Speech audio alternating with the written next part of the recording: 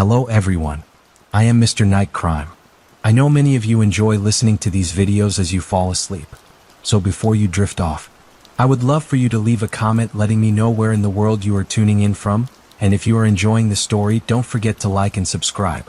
Now let's get comfortable, relax, and dive into tonight's cases. In December 2023, Nashville Metro Police arrested a man named Bryson Rivers on charges of aggravated kidnapping his girlfriend Lauren Johansson.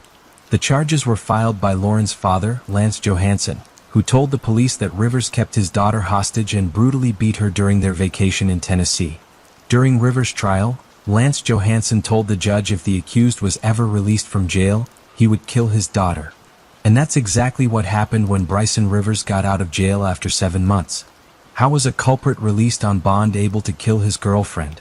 Why wasn't he being tracked by police? And how did he get so close to Lauren? Watch this video until the very end to find answers to all these questions and discover shocking details about the case of Lauren Johansson. Lauren Johansson was born on the October 30th in Ocean Springs, Mississippi. She was the oldest of the 4 children of Lance and Tamala Johansson. Both of Lauren's parents worked in the medical field, which made Lauren pursue a nursing career after high school. Lauren wasn't only a bright student, but also actively participated in social work, like volunteering at animal shelters. During high school, Lauren Johansson started dating a star football player of her school, Bryson Rivers. The relationship continued even after the school ended and continued for nearly 5 years. However, Lauren and Bryson weren't a normal couple as their relationship was marked by trouble and toxicity from the very start. This was mainly because of behavioral issues with Bryson Rivers. People close to the 2 high school sweethearts noticed that Bryson often found it hard to regulate his emotions. He regularly got angry outbursts which led to frequent arguments with his girlfriend. Bryson was controlling and possessive and wanted to govern every aspect of Lauren's life. His ideal image of their relationship was that Lauren was completely isolated from her friends and family, but that wasn't it. Bryson blamed Lauren for his emotional instability and gradually made her believe that his emotional state was her responsibility. Lauren was brainwashed by her boyfriend to the extent that she always went back to him regardless of how abusive or toxic their relationship became. After high school, Lauren Johansson went to the University of Southern Mississippi in Hattiesburg to study nursing. In 2023, while in college, Lauren met Nick Bell, a 24-year-old Army aviation veteran who was also studying nursing in the same college and lived next door to Lauren. Contrary to Bryson's toxicity, Nick offered Lauren safety and protection. She gradually opened up to Nick about Bryson and his toxic tendencies. Nick later told the media that once after a trip, Lauren asked him to check if the house was safe. Upon searching, Nick found Bryson hiding underneath Lauren's bed. Not only this, Bryson had nailed all the doors shut so Lauren couldn't leave when she was in. Although Bryson left the house at that time, he didn't stop stalking Lauren and her new boyfriend. As time passed, the love between Lauren and Nick grew, and in August 2023, he asked Lauren to marry him while the couple were on vacation in Miami. Lauren seemed to have finally found a partner who valued and truly loved her, but it soon ended when Bryson Rivers made his way back into her life. After getting back together, Lauren and Bryson took a trip to Tennessee in December 2023. During an outing to a local bar, Bryson accused Lauren of having sex with one of the bartenders. Bryson forcefully got Lauren into the car, drove to a deserted parking lot, and viciously beat her to the point that she almost lost consciousness. He even choked her and threatened that if she tried to leave the car or call for help, she wasn't gonna wake up the next morning. While beating her, Bryson told Lauren that he had scheduled marriage counseling for the couple and was extremely furious that she made out with the bartender, which Lauren continuously denied. He even told Lauren that he was going to kill himself after he was done beating her. When the police arrived in the parking lot, they found a car with fogged windows with Lauren banging on the passenger side window for help. Bryson had beaten Lauren to the extent that she was completely covered in blood when one of the officers opened the car door.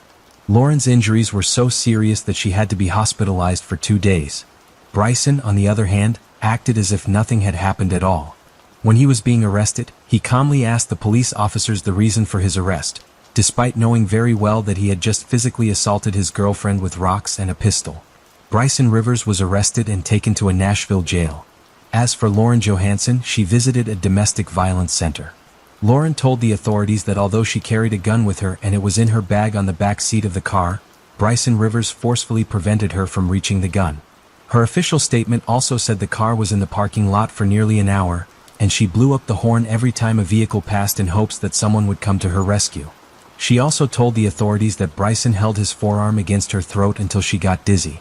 A few days after the incident, Lauren accepted a phone call from Bryson and later told the police that she did not want to press charges against her boyfriend. Bryson had once again gotten into Lauren's head and persuaded her to tell the court that she had got injured because she was drunk and hit her head against the car windows. He also told her that he wanted to get back together and hinted at joining the military after getting out of jail. This was to convince Lauren that there was still hope in their relationship and that military service would straighten him and help him with his anger issues. However, Lauren told Bryson that she'd already given her statement to the authorities, and given the circumstances, it was likely that the police would take what she initially said as her official statement. When Lauren expressed her desire not to press charges against her abusive boyfriend, the police told her that they had enough evidence to pursue a case against Bryson on their own. Bryson Rivers was charged with aggravated kidnapping, aggravated stalking, and witness coercion. But this wasn't enough to compel Lauren to stay away from her toxic boyfriend. Later in an interview, Lance Johansson told the media that he never got positive signs from his daughter's relationship with Bryson Rivers, but didn't interfere and respected Lauren's decision. He also shared that after finding out about the true extent of abuse inflicted by Bryson on his daughter, he repeatedly warned Lauren about staying away from her toxic boyfriend. But whenever she did so, Bryson found a way to manipulate her and get back into her life. On Monday, December 2023, a preliminary hearing set Bryson's bond at $251,000. Lance Johansson was present at the hearing and told the judge that if Rivers was ever released, it was likely that he would kill his daughter. He told the court that this wasn't the first time Bryson had physically assaulted his daughter, and while the family would get Lauren away from Bryson for a while, he always found a way to get back to her and again abused her physically. On March 13, 2024, Bryson Rivers filed a motion in Nashville court, requesting that his bond be reduced. While the Nashville District Attorney's Office strongly opposed the bond reduction request, Judge Cheryl Blackburn approved Bryson's request and reduced his bond from $251,000 to $150,000 on the April 3, 2024. What's even more shocking was that the judge reviewed the 11-minute audio from December 2023 when Bryson viciously beat Lauren Johansson. The police also told the court that Lauren had changed her statement after talking to Bryson over the phone. But despite compelling evidence against the accused, the judge reduced the bond. In her new statement, Laura had told the authorities that Bryson Rivers did not assault her and the blood on her body was because she hit herself against the car windows. She even said that it was in fact her who tried to injure Bryson. While Bryson Rivers' bond was reduced, the court's decision came with certain conditions too. For example, he wasn't allowed to leave Davidson County, Tennessee. On the July 2, 2024 at 4 a.m., Lance Johansson received a notification on his cell phone informing him that Lauren's Life 360 app had been turned off. At the time of the incident, Lauren was living with her sister in Hattiesburg. The sister also told her father that when she woke up in the morning, Lauren was gone and the front door of the house was open. Not only this, someone had ripped off the security camera of the house too. Upon knowing that his daughter was missing, Lance Johansson immediately contacted Hattiesburg police and informed them about the situation. When he went to the police station to get an update on the situation, he was shocked to find out the police hadn't done anything to track Lauren. The authorities kept delaying any action on the matter until 3 p.m. on Wednesday, July, when Lance insisted that they should try to locate Lauren's car. The police used OnStar, a vehicle safety feature, to track Lauren's car. The tracking pinged in the Gulfport area of Harrison County, roughly 90 minutes away from where Lauren was living, and the authorities contacted Lance Johansson and informed him about where his daughter's car had been located. Without wasting any time, Lance drove to the location right away. On July 3, 2024, the police found Lauren Johansson's car in Wolf River Cemetery with Lauren lying dead on the back seat of the car. What was even more shocking to both the law enforcement officials and Lance Johansson was that Lauren's body was wrapped up in sheets and trash bags. It was clear that she had been beaten to death because her face was smashed in. Her eyes were swollen to the extent that she couldn't see anything at the time of her death, and her head had multiple holes in it. The whole body was horrifically mutilated. Lauren had been beaten so viciously that her face and skull became fractured from the rest of her body. When the law enforcement agencies arrived at the scene, a male figure left Lauren's car and ran into the woods nearby. With more than 50 officers, drones, dogs, a helicopter, and other search methods, the police began searching for the man. After more than 6 hours of manhunt, the law enforcement agencies were finally able to get hold of Bryson Rivers and arrest him. Through text messages, the police were able to convince Bryson that he was talking to a friend who was there to get him to a safe location. As soon as Rivers reached the agreed-upon location to be rescued by a supposed friend, he was arrested by police. It was later revealed that both the GPS tracking company and the bond company didn't realize the gravity of the situation until July 1, 2024, when they repeatedly called Bryson Rivers and tried to tell him that he was in violation of his bond terms, and he immediately needed to get back to Nashville or his bond would be revoked. Bryson Rivers finally returned his tracking company's call around midnight, but he told them that he wasn't going to show up for the hearing, and that is exactly what happened. New evidence in the case also revealed that Lauren Johnson was killed by Bryson Rivers in Forest County and not Harrison County, where she was living at the of her murder. After finding new evidence in the case and establishing that the crime was committed in Forest County, Bryson Rivers was handed over to the Forest County Police Department. After being relocated from Harrison County, Bryson Rivers made his first court appearance in Forest County Court on the July 26, 2024. In addition to the charges he was facing in relation to his physical assault of Lauren Johansson in December 2023, new charges were added to his case. These included first-degree murder and denial of his bond. He was also charged with tampering with evidence and grand larceny.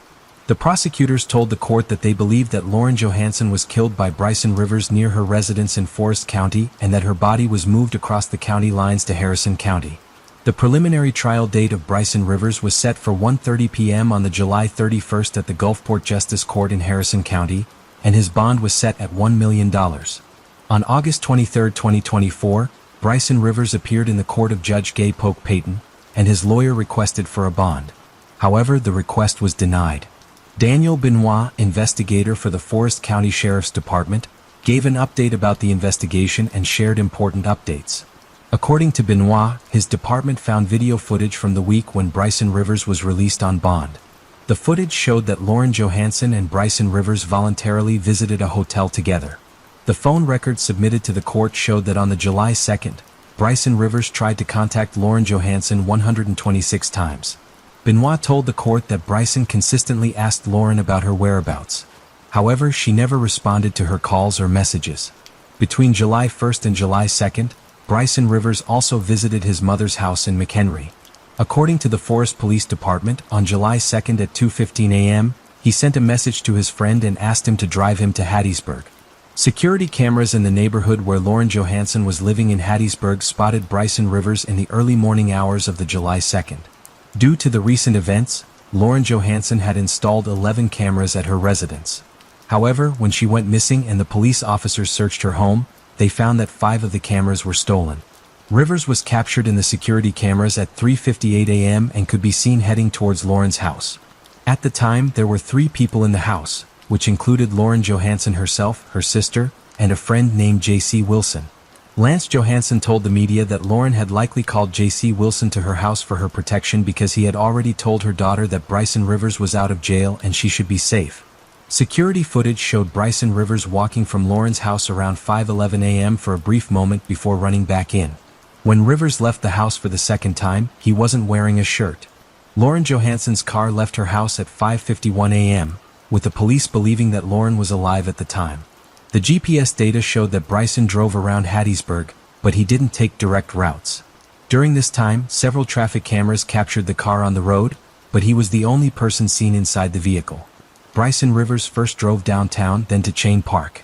He then went to Petal River Park and stayed there for 32 minutes. On October 9, 2024, a 6-judge panel declared that the bond companies that were responsible for bailing Bryson Rivers out of the correctional facility made serious errors. Although the court declared that the bond companies didn't break any laws, it did say that there were multiple cases of negligence by multiple parties involved in the Bryson Rivers case that eventually led to the death of Lauren Johansson. Bryson Rivers remains in Forest County Police Department's custody while a grand jury hears his case and decides his fate. On March 22, 2015, 29-year-old Denise and her 30-year-old boyfriend Aaron Quinn were staying the night at Aaron's house in Vallejo, California, approximately 30 miles north of San Francisco. The couple were both physical therapists at a local hospital. However, in the early morning of March 23, something terrifying unfolded for the couple. Around 1:53 p.m. on March 23, Aaron contacted the Vallejo Police Department to report that Denise had been abducted. The police were immediately dispatched to the scene and began an extensive search for Denise. Officers with the Vallejo Police Department utilized search and rescue dogs and dive teams as they scoured the entire city for the missing woman. As the search for Denise continued, Aaron, Denise's boyfriend, was interviewed by detectives and FBI agents in an undisclosed location. During their interrogation, Aaron provided crucial details about the events leading up to and following the abduction. He and Denise were woken up in the middle of the night by a bright beam of light shining in their face. The light was followed by a vibrating noise that Aaron attributed to a stun gun. Aaron claimed that he heard a male voice demanding they lie face down on the bed. As he and Denise complied, Aaron explained to the detectives that the intruder blindfolded him using swim goggles, but they had been blacked out with dark tape, making it impossible to see anything. The male intruder then instructed Denise to bind Aaron's wrists with zip ties. The intruder placed Aaron in a closet and covered his ears with headphones, playing a pre-recorded message before calming music. This message instructed Aaron to follow specific instructions and warned him not to interfere with the abductor's plans. During the message, the voice said that both occupants needed to comply or would be hurt by an electric shock or cuts to their faces. Before leaving, the intruder obtained Aaron's financial account information and passwords. Aaron later recounted to the detectives that the intruder placed him on the couch and told him that the professional group was monitoring him via webcam. After being left alone, Aaron said he passed out on the sofa but eventually woke up. Aaron immediately realized that the intruder had stolen his laptop, car, and most importantly, Denise. Panic began to set in as Aaron realized that she was missing. He checked his phone and discovered a chilling voicemail from the kidnapper demanding money in return for her safe return. The intruder threatened Aaron, warning him to tell anyone who asked that he wanted the money to purchase a ski boat. A search for Denise began immediately. Officers with the Vallejo Police Department launched a massive investigation. The spokesperson for the department revealed that the detectives were treating the case as a kidnapping for ransom. As the investigation continued, the detectives involved in the case began to question certain aspects of Aaron's story, such as the details of the intruder's actions, the pre-recorded message, and the delay in reporting Denise missing. The detectives believed that Aaron's account of the incident seemed too elaborate and wondered whether he had played a role in Denise's disappearance. Aaron's mother, who spoke to Dateline, revealed that the detectives treated her son more like a suspect than a victim. They polygraphed him 5 times, placed him in a prison jumpsuit, and provided minimal food and water as they held him for hours in the interrogation room. These tactics were perceived as an attempt to coerce a confession rather than a determined effort to locate Denise. Despite Aaron's claims that an intruder had abducted Denise, the lack of evidence and discrepancies in his story led the detectives to consider alternative possibilities. They believed that Aaron might have harmed Denise and then concocted the story of the intruder to cover his tracks. However, without concrete evidence, they were unable to prove this theory definitively. Just over 30 hours after Denise vanished, reporter Henry Lee received an email with an audio file attached. This file, claiming to be a proof-of-life message from Denise, sparked a media frenzy and left investigators with questions. When Henry Lee opened the audio file and heard a female voice, it was undeniably Denise's. In the recording, Denise spoke about the day's biggest news: a German airliner had crashed in the Alps, resulting in the loss of 150 lives. Denise also mentioned her first concert, where she watched Blink-182 in Bad Religion with her friend and her friend's mom. On the surface, this recording seemed to be a clear indicator of Denise's survival. By mentioning current events and specific details of her own life, Denise appeared to confirm that she was aware of her surroundings and had the means to communicate with the outside world. However, reporter Henry Lee couldn't help but harbor doubts. One aspect that caught Henry Lee's attention was Denise's voice. He noticed something out of the ordinary. It lacked any signs of fear or distress commonly associated with someone who had been abducted. Instead, Denise's tone seemed casual, as if she were talking to a friend over coffee. This discrepancy raised suspicions that this recording may have been staged or altered in some way. As news of Denise's abduction spread, her friends heard the recording and were deeply worried about her safety. Despite the message claiming that she was alive, her loved ones were in the dark about the specific circumstances surrounding her disappearance. All they had to go by was her voice on the recording. When Dateline interviewed Denise's friends, they expressed no surprise at the calmness evident in her recording. They claimed that they had been with Denise at the Boston Marathon in February 2013 when a terrorist attack occurred. It was Denise who remained composed and took charge, leading herself and her friends to safety. Approximately 45 after Denise was first reported missing, the Vallejo Police Department announced that she had been located in Huntington Beach, California, approximately 400 miles south of Vallejo where she had last been seen. This discovery raised suspicions among detectives as Denise was raised in Huntington Beach. The detectives also knew that no ransom demands had been received, which left them questioning why her abductor had ultimately let her go. According to the spokesperson for the Vallejo Police Department, Denise spoke to the police in Huntington Beach after she said the intruder let her go. However, the Vallejo detectives stated that Denise refused to talk to them. The FBI became involved and offered a plan to aid Denise and Aaron in their cooperation. Despite this offer, the spokesperson claimed that Denise and Aaron still refused to engage with the Vallejo police directly. The Vallejo Police Department spokesperson said that Aaron Quinn's statement about the intruder and Denise's abduction was such an incredible story that the detectives had a hard time believing it. Upon further investigation, the detectives could not substantiate Aaron's claims. This spokesperson boldly stated that Aaron and Denise had plundered valuable resources away from the community while instilling fear in residents. If anything, the spokesperson argued that Aaron and Denise owed the community an apology. Detectives involved in the case felt that there was significant evidence indicating that Aaron and Denise fabricated the intruder and abduction.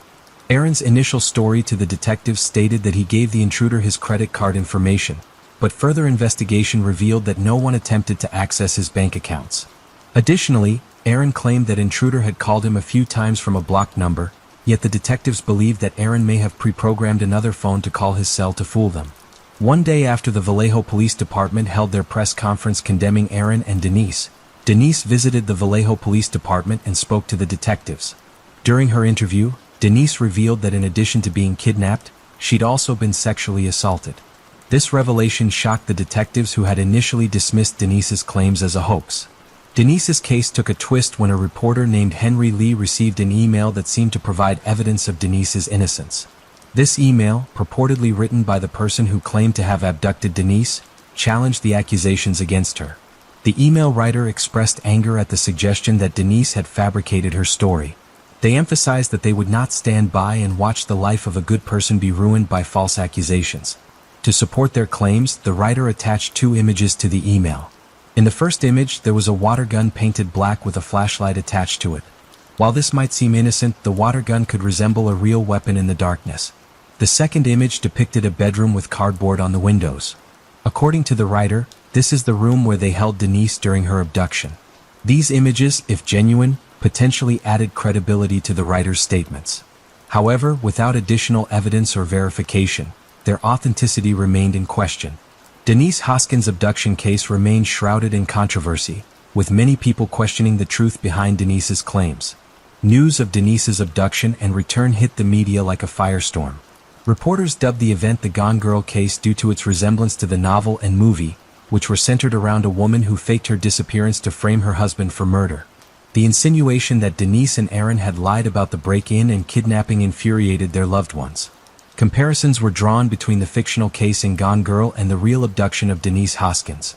The media focused on similarities between the characters in the plot, fueling speculation and conspiracy theories. This comparison added to the intrigue and captivated the public's attention, adding fuel to the media frenzy. Furthermore, Denise and Aaron were subjected to harassment and online abuse. Trolls and anonymous individuals targeted them on social media, sharing their personal information and spreading misinformation. Their reputations became tarnished and their personal lives were invaded. The impact of online harassment on individuals is severe and long-lasting, further exacerbating the emotional toll of the abduction on the couple. Denise's friends were deeply disturbed by these accusations. They knew Denise as a person of honesty and integrity, and they could not bear to see their friend being portrayed as a liar to the world. Those who loved Denise believed that her abduction was a genuine event, and they stood unwaveringly by her side. The media frenzy surrounding the case intensified, and Denise and Aaron found themselves at the center of a media storm. They were subjected to intense scrutiny and speculation, with many questioning their motives. Denise and Aaron faced immense pressure. However, on June 5, 2015, just months after Denise's abduction, a similar crime rocked Dublin, California.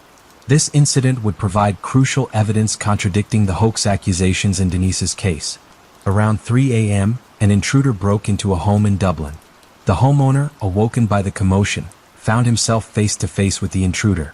The intruder shone a flashlight in his eyes, uttering chilling words. He informed the homeowner that he had kidnapped his 22-year-old daughter. This homeowner and his wife, understandably terrified, found themselves in a struggle for their lives. Sensing an opportunity to escape, the wife ran to retrieve the cell phone. Her husband, displaying quick thinking, yelled to his wife, "Get the gun." This command caught the intruder off guard and he quickly fled the scene. The husband and wife's daughter were in the bedroom, safe. When the police arrived at the scene, they found several items the intruder had left behind, including a cell phone.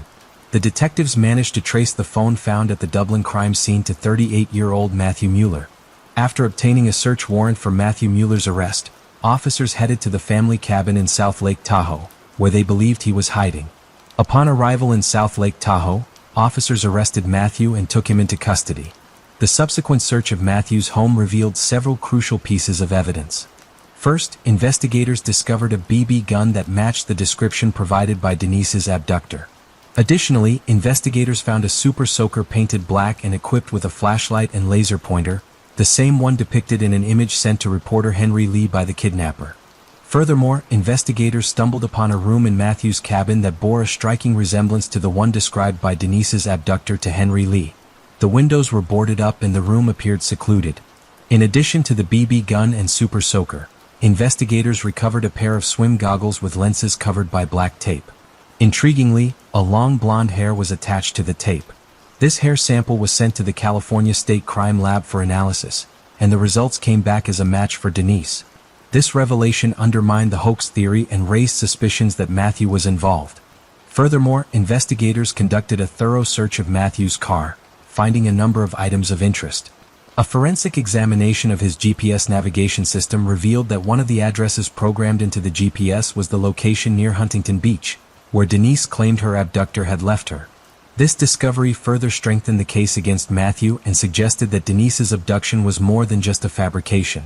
Matthew was eventually arrested and charged with battery, robbery, and assault in relation to the break-in that occurred in Dublin, California several months before the abduction. However, on July 13, 2015, additional charges were brought against him, including kidnapping in connection with Denise's case. As the investigation continued, detectives delved deeper into Matthew's background. They discovered he had enlisted in the United States Marine Corps, where he played the trumpet for the United States Marine Band. Matthew distinguished himself as a decorated Marine during his service, earning several service medals and ribbons and being promoted to sergeant. Despite Matthew never having experienced combat, he developed severe mental health struggles that he attributed to what he referred as the Gulf War syndrome. As a result, he asked to be relieved from his duties as a police officer. His request was granted and he received an honorable discharge. Following his graduation from Pomona College in February 2003, Matthew moved to Boston and started at Harvard Law School. During his time there, he became passionate about working with immigrants and refugees. As a result, he remained at Harvard as a research assistant in the university's Immigration and Refugee Clinic. After a few years on the East Coast, Matthew grew tired of life in Boston. In February 2019, he relocated to Silicon Valley, where he passed the California bar exam. However, he never registered for the actual bar. Despite his lack of registration, Matthew managed to find employment at several immigration law firms. He also founded a non-profit organization that provided pro bono services to immigrants with mental illness. In February 2013, Matthew's law license was suspended due to his inability to resolve outstanding dues owed to the California Bar Association. During his time at Harvard University, Matthew was diagnosed with major depression with signs of mania. His symptoms worsened over time, leading to a diagnosis of bipolar disorder. Additionally, Matthew developed paranoid delusions, becoming convinced that the government was wiretapping his phone and hacking his computer due to his suspected ties with immigrant clients that the government deemed as terrorists. In early 2015, Matthew relocated to a cabin in South Lake Tahoe, which his family had owned. He became a recluse, rarely sleeping and spending most of his time in a daze watching Batman movies. Matthew's paranoia intensified, and he became increasingly suspicious of those around him. As spring approached, Matthew began experiencing psychotic episodes. During these episodes, he often wore a wet suit, creating tools from swim goggles and super soakers, and engaged in bizarre behavior. Matthew's psychosis led him to develop a Robin Hood-like plan where he would kidnap evil wealthy people and demand a ransom in exchange for their release.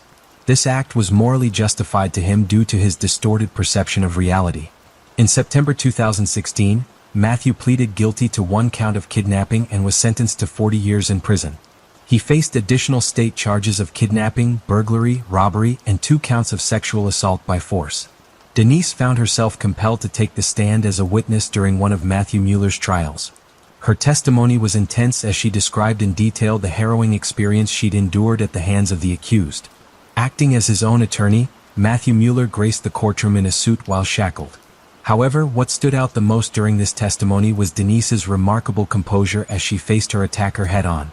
As Denise began her testimony, she addressed the jurors, her voice unwavering. She explained how she had initially hesitated to come forward with her account of the sexual assault, fearing that others would not believe her. However, she pressed on, determined to seek justice for the crimes committed against her. Throughout her testimony, Denise's unwavering determination was on display. She described how she refused to let Matthew see her cry or succumb to hysteria. Instead, she closed her eyes and imagined being with her boyfriend during the assault. This mental imagery provided her with a sense of comfort and strength, enabling her to persevere through the difficult memories of her testimony. Matthew Mueller, on the other hand, did not cross-examine Denise. He chose to let her testimony stand without challenging or refuting any aspects of her story. Matthew was deemed incompetent to stand trial for the state charges. However, in November 2022, he was declared mentally fit to stand trial and pleaded guilty to those charges. Netflix's recent release of American Nightmare, a documentary featuring Denise Hoskins, has provided a comprehensive account of the assault and the abduction she suffered. Each episode of American Nightmare is 45 minutes long and was released on January 17, 2024. Denise, a brave and determined survivor, recounts her harrowing tale detailing the 2 sexual assaults she endured at the hands of her abductor. During the documentary, Denise provides a detailed account of her experiences.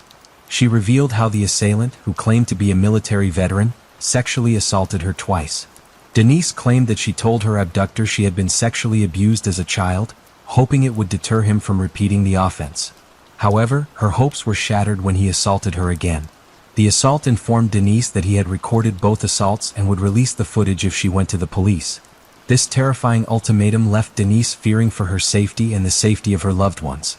As a result, she initially refrained from disclosing her sexual assault to the detectives, fearing that she may put herself, her boyfriend, Aaron, and her family in further danger. In September 2015, Aaron Quinn and Denise Hoskins filed a lawsuit against the city of Vallejo seeking compensation for their false imprisonment, defamation, and false arrest, and intentional infliction of emotional distress. The couple alleged that the police department destroyed their reputations through an outrageous, completely unprofessional, and wholly unfounded claim of disparagement. According to People magazine, Aaron and Denise settled with Vallejo officials in February 2018 for $2,500,000. Vallejo city representatives admitted that the case was not handled as sensitively as it should have been, and they offered an apology to the couple. The Vallejo Police Department eventually recognized their mistake and issued an apology to Aaron and Denise as well. In 2021, Denise and Aaron wrote a book about their ordeal, shedding light on their experiences and highlighting the challenges they faced in the aftermath of the abduction. The book served as a powerful tool to advocate for change and highlight the importance of victim support. Denise and Aaron are now proud parents to 2 daughters. Born in 2020 and 2022, Denise has prioritized instilling a strong sense of self-worth in her daughters and never letting anyone dictate their worth. Aaron echoed these sentiments, expressing his hope that his daughters will grow up to be like their mother. Despite the challenges they faced, Denise and Aaron have shown incredible strength and resilience. Their story serves as a powerful testament to the power of love and determination in the face of adversity. Despite the passage of time, Denise and Aaron are still puzzled by the reason behind Matthew's actions. The documentary reveals that Matthew's original intent was not to kidnap Denise, but rather to abduct Aaron's former fiancée, Andrea. However, it remains unexplained why Matthew specifically targeted Andrea. Denise and Aaron share their experiences with People magazine, expressing their frustration with the lack of answers surrounding Matthew's motives. Aaron stated that, like many other victims and survivors, they often encountered situations where definitive answers may not surface.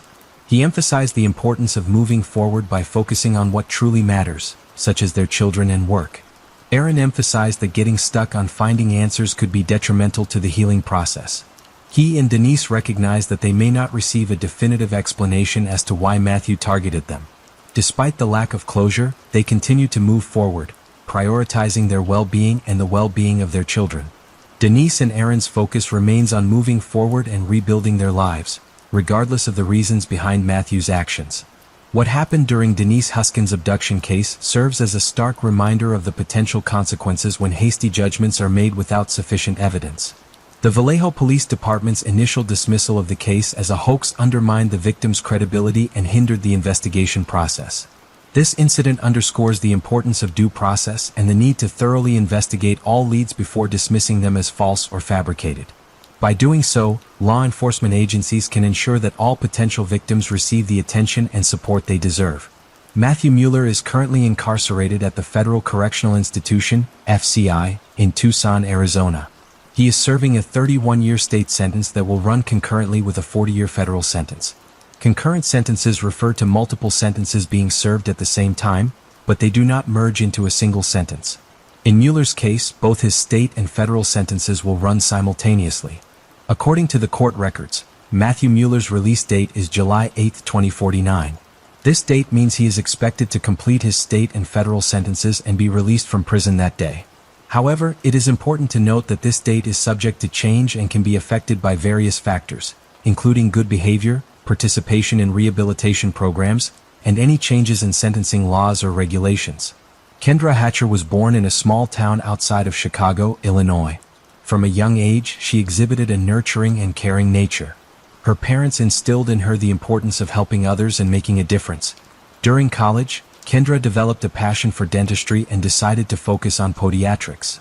Her ability to connect with young people made her a natural choice as a podiatric dentist. She was drawn to working with children and helping them improve their oral health. In February 2015, at just 35 years old, Kendra landed her dream job at a dental practice in Dallas, Texas, in a low-income community. This dental office was dedicated to community outreach and ensuring the residents of the area had the best care. With a passion for helping, Kendra quickly established a rapport with her patients. Kendra was an eligible bachelorette, so it came as no surprise that she quickly captured the heart of Dr. Ricardo "Ricky" Panagua, a dermatology resident. Ricky, originally hailing from California, fell hard for Kendra, and she reciprocated his feelings. With only 4 months of dating, their connection was so strong that they began discussing moving in together and planning a wedding. Those who loved Kendra were thrilled for her. They hadn't seen her this excited in a long time. Life seemed to be on an upward trend for Kendra ever since she moved to Dallas at the start of the year. In September, Kendra and Ricky had planned a romantic beach getaway to Cancun. However, this would never come to pass. Little did Kendra know that her happiness would be short-lived. On September 2, 2015, Kendra was driving home from her job as a receptionist at a local hospital. While on her way, she was engaged in a text message conversation with Ricky, who was waiting at her apartment. They were excitedly discussing their upcoming trip to Cancun, scheduled for the following day. Ricky told Kendra that he was going out to grab a bite to eat and asked her to let him know when she arrived home. Around the same time, Hashim, a young man living in the same apartment complex as Kendra, was walking to his car in the parking garage with his friend. As they approached the parking area, he heard a commotion that echoed through the floor. Hashim and his friend paused for a moment, startled by the intense sound of screaming and a series of pop noises that sounded like gunshots. Suddenly, a black Jeep Cherokee screeched past Hashim, shocking him and his friend. Scared, Hashim and his friend got into their car and followed the Jeep out of the parking garage. As they exited the garage, Hashim noticed a body lying on the ground next to a white Toyota Camry. When Hashim made it to the street, he pulled over and called 911 and told them he saw a woman lying on the ground with blood coming from her neck. Police officers and paramedics arrived at the scene to find the woman already dead. After carefully surveying the area, officers ran the victim's vehicle number, and it belonged to Dr. Kendra Hatcher. Officers retrieved Kendra's driver's license photo from the database to confirm the victim's identity. The resemblance was undeniable, and the officers concluded that Kendra was the victim. As the parking lot was designated as the crime scene, Ricky, who had been incessantly texting and phoning Kendra but receiving no response, rapidly grew concerned. One of the homicide detectives approached him. Ricky identified himself as Kendra's boyfriend. The detective then informed Ricky that Kendra had tragically passed away. Initially, Ricky's reaction seemed to the detective to be genuine. However, because he was Kendra's boyfriend and was present at the scene of the crime, he had no choice but to investigate further and determine his involvement. Ricky was taken into custody and brought to the nearby police station for questioning. Meanwhile, a team of crime scene investigators arrived on the scene in the parking garage to begin their examination of the body and gather evidence. Upon their arrival, they quickly noticed that Kendra had been shot through the upper part of the back of her head and exited through her chin. Additionally, the presence of gunshot residue on Kendra's hands suggested the possibility that she had her hands positioned behind her head at the time of the incident.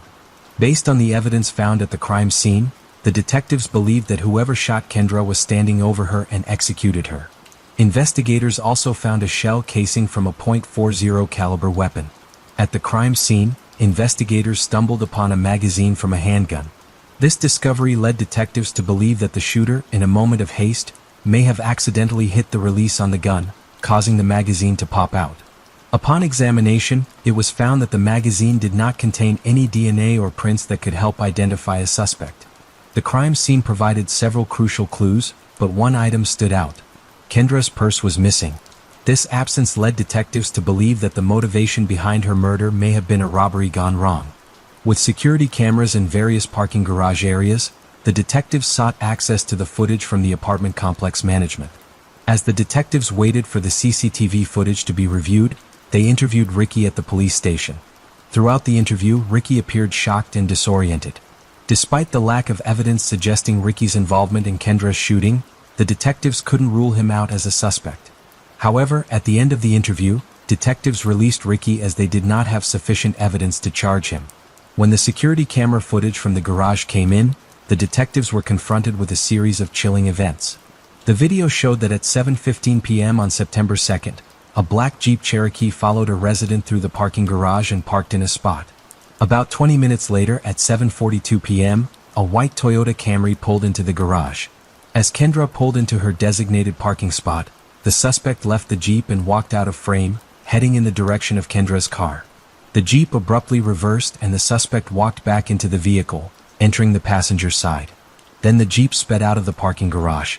Because the footage was grainy, the detectives could not make out any features on the shooter or the license plate number on the Jeep.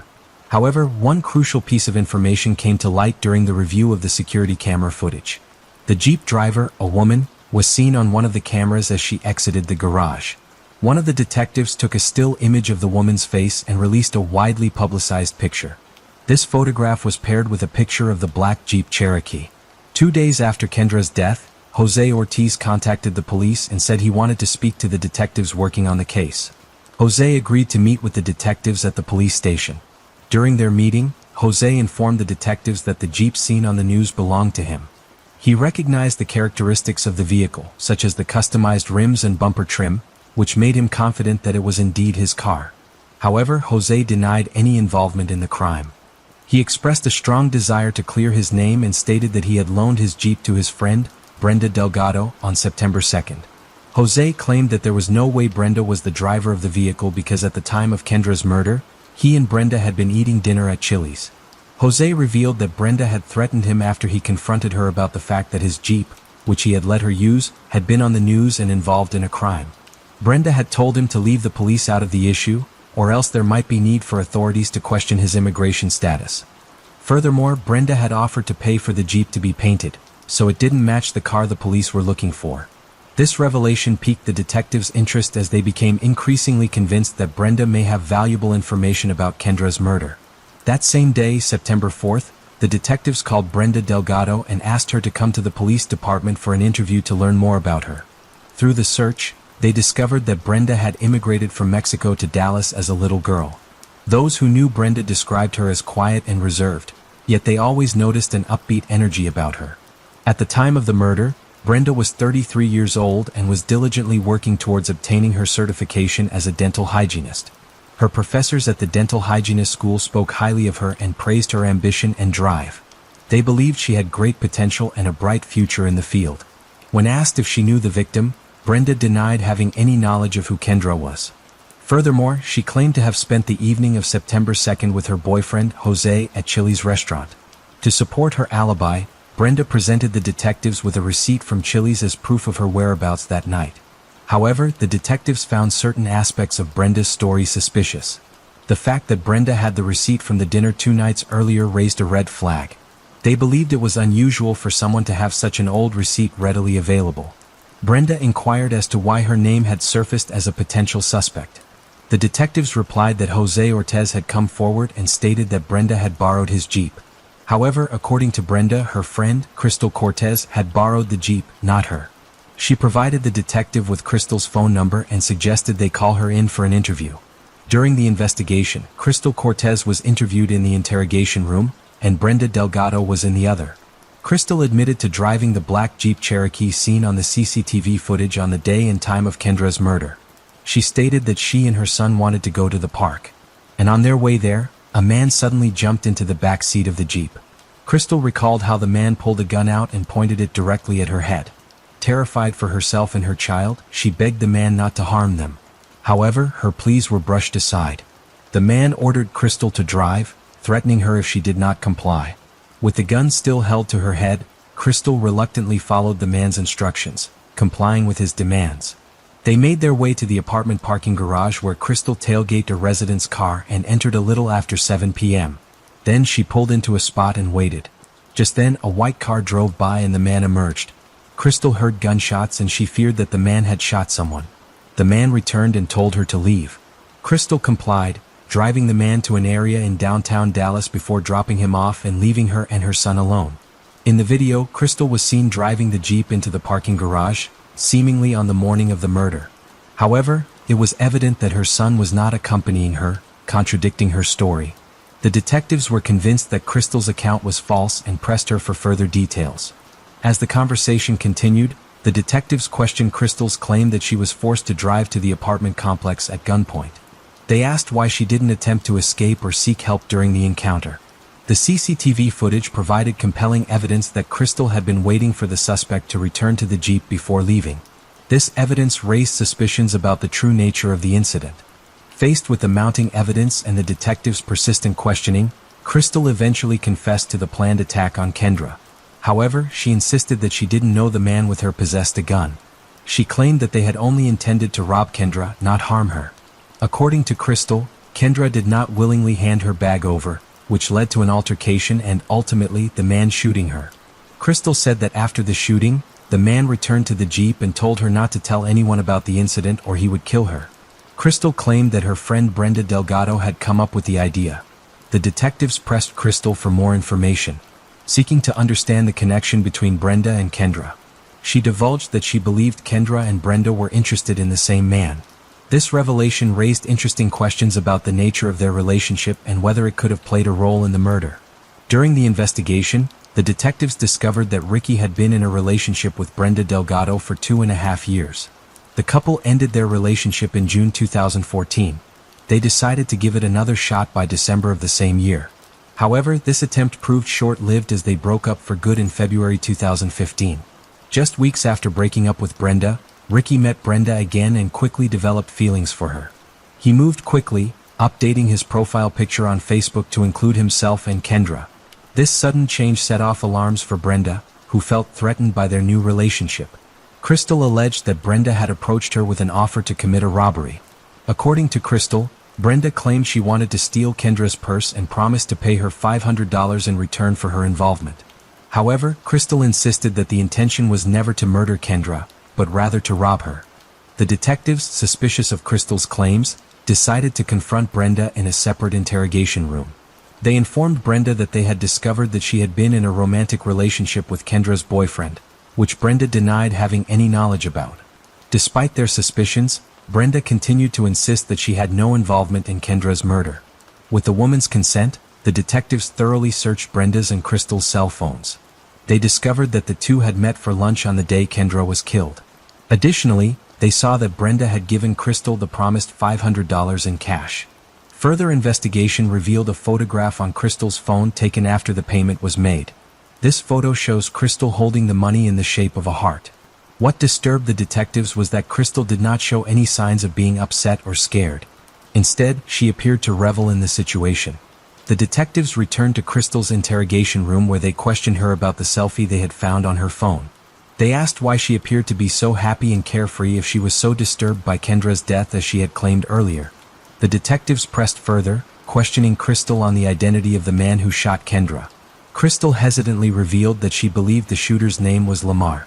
She claimed to have met Lamar at a bar downtown Dallas 1 month earlier. According to Crystal, Lamar drove a blue Chrysler Sebring. However, the detectives remained unsure about Crystal's truthfulness regarding the shooter's identity. They believed Crystal may have given a false name to protect the real culprit. Therefore, they decided to investigate Crystal's claim further by contacting Lamar and obtaining his phone number. Crystal gave the detectives Lamar's phone number, which they promptly handed to the investigation team. After Crystal's interrogation, she was arrested as she admitted to receiving payment from Brenda to be a getaway driver. However, the detectives did not have enough evidence to place Brenda under arrest for murder. Because Brenda had unpaid traffic tickets, the detectives proceeded to arrest Brenda for that and take her into custody while they determined the next steps in their investigation. The detectives, eager to find the perpetrator, began searching for an individual named Lamar in their criminal records database. However, to their disappointment, they found no information suggesting any connection between Lamar and the crime. Determined to uncover the shooter's true name, the detective team sought assistance from the Federal Bureau of Investigation, the FBI.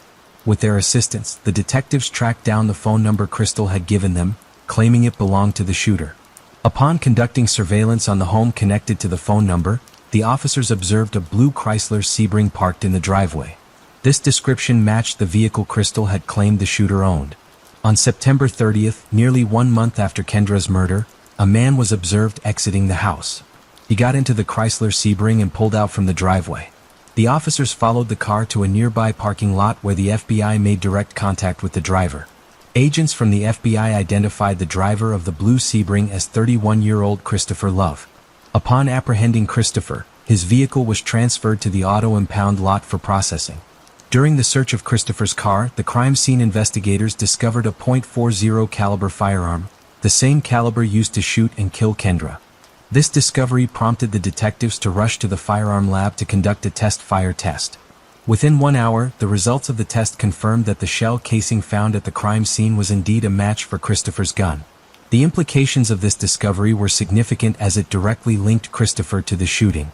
With evidence mounting against him, Christopher was transported to the police station where the detectives were waiting to interview him. Upon arrival, Christopher was confronted with a picture of the gun that was found in his car. To the surprise of the detectives, Christopher admitted to owning the gun, but denied being the person responsible for shooting Kendra. Christopher initially claimed that Crystal was the one who fatally shot Kendra.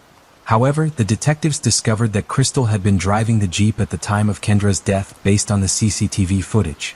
Further investigation revealed that Brenda, another suspect, had offered Christopher compensation in the form of drugs if he would assist in the crime.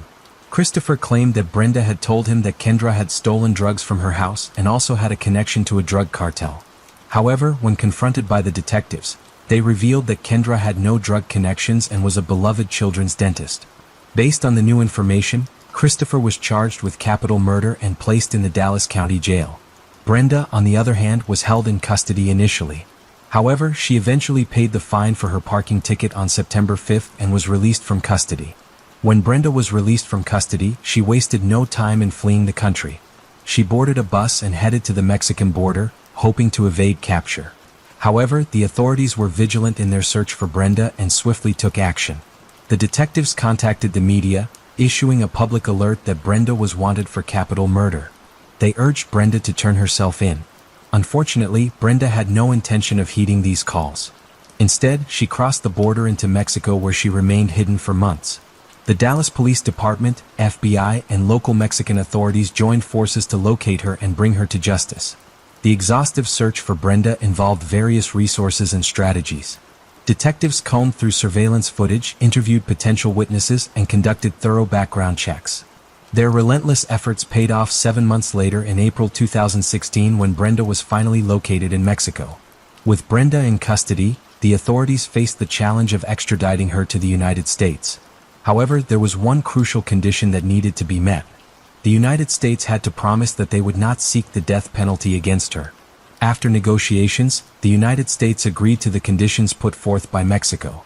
As a result, Brenda was extradited to the USA to stay in trial for capital murder. The case against Brenda gained strength when Crystal Cortez made a plea deal with the prosecution. She signed an agreement to testify against Brenda in exchange for a reduced sentence. Crystal admitted to her involvement in the murder and was sentenced to 35 years in prison.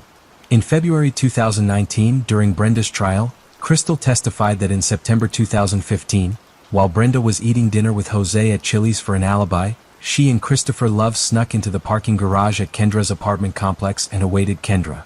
When Kendra drove by in her white Toyota Camry, Crystal testified, Christopher got out of the car, shot Kendra, took her purse, and ran back to where Crystal was waiting in the Jeep. Brenda's defense attorney refuted Crystal's testimony and said that Brenda, being a mastermind behind a murder for hire, did not match her personality. The defense claimed that Crystal Cortez and Christopher Love planned to rob and kill Kendra after they heard Brenda bad-mouthing her, thinking Brenda would be an easy target to pin it on.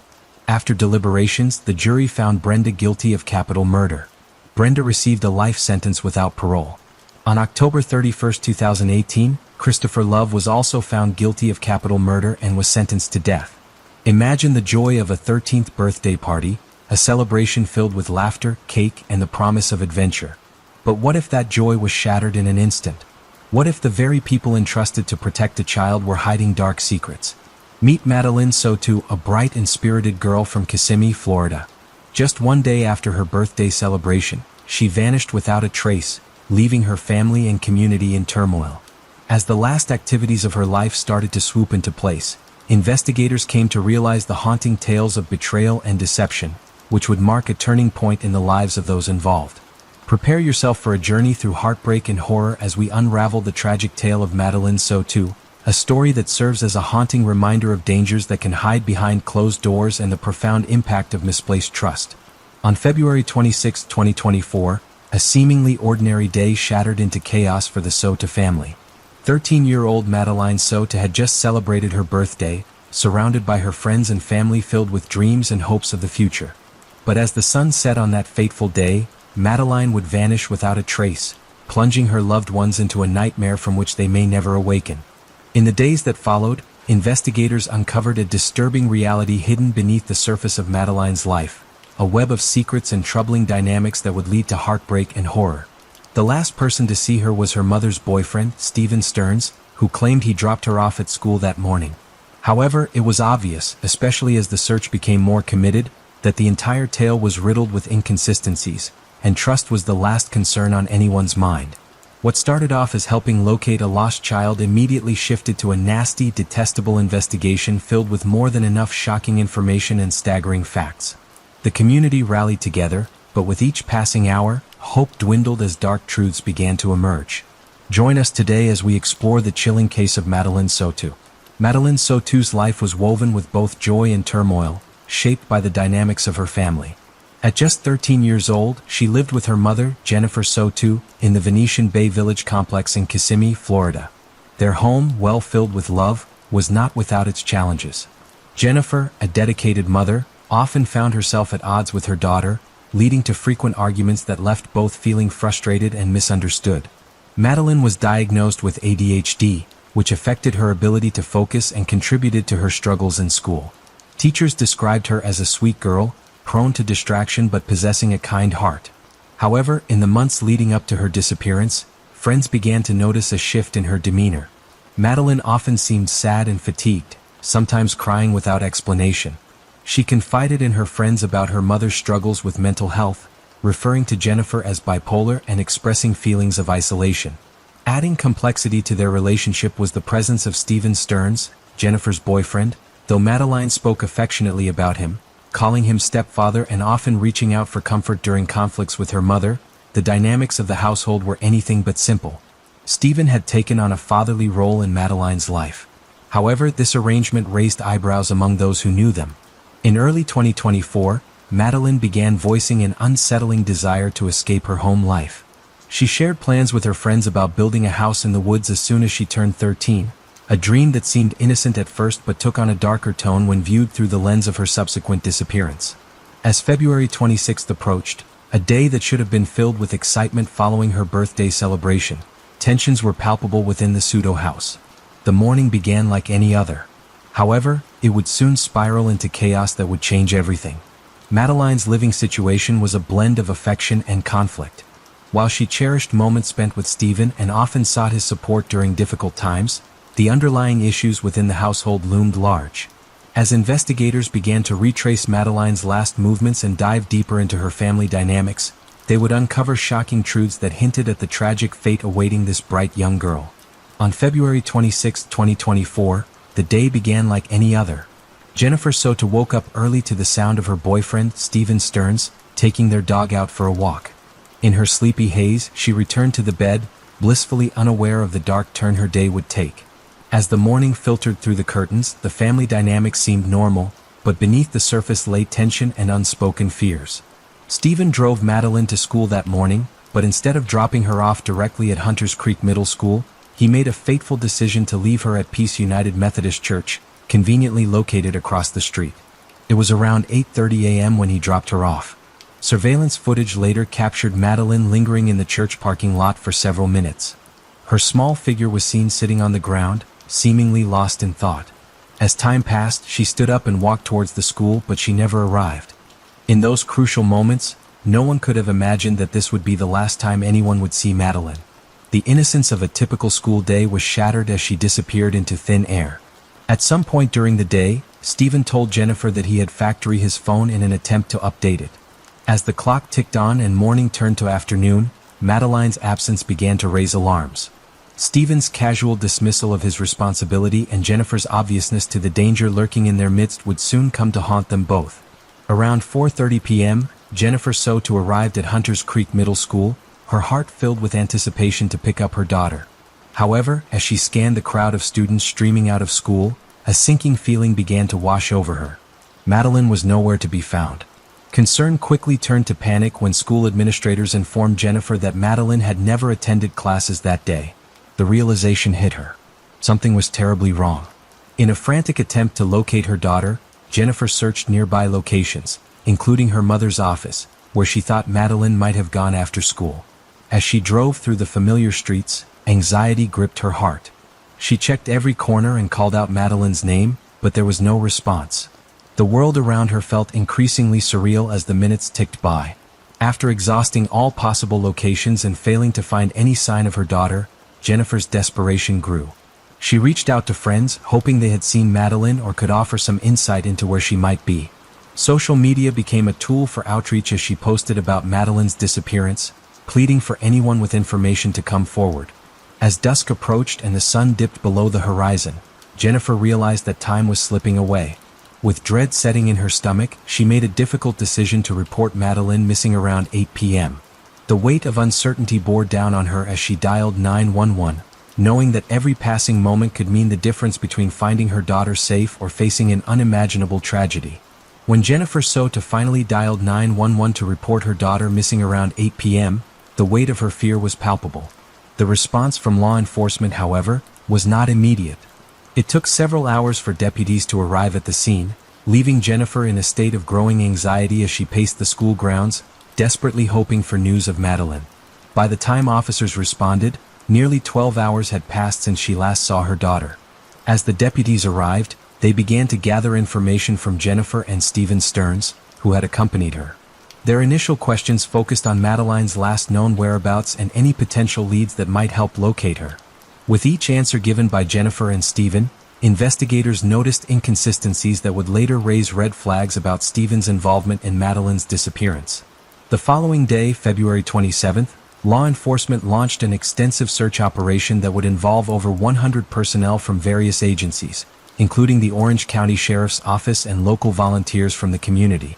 K-9s were deployed to track Madeline's scent, while search teams combed through nearby parks, hiking trails, and wooded areas surrounding Hunters Creek Middle School. Search efforts were methodical and thorough. Officers utilized ATVs and horses to cover rough terrain that might be difficult for foot patrols. They scoured every inch of the area where Madeline was last seen, following tips and leads as they emerged.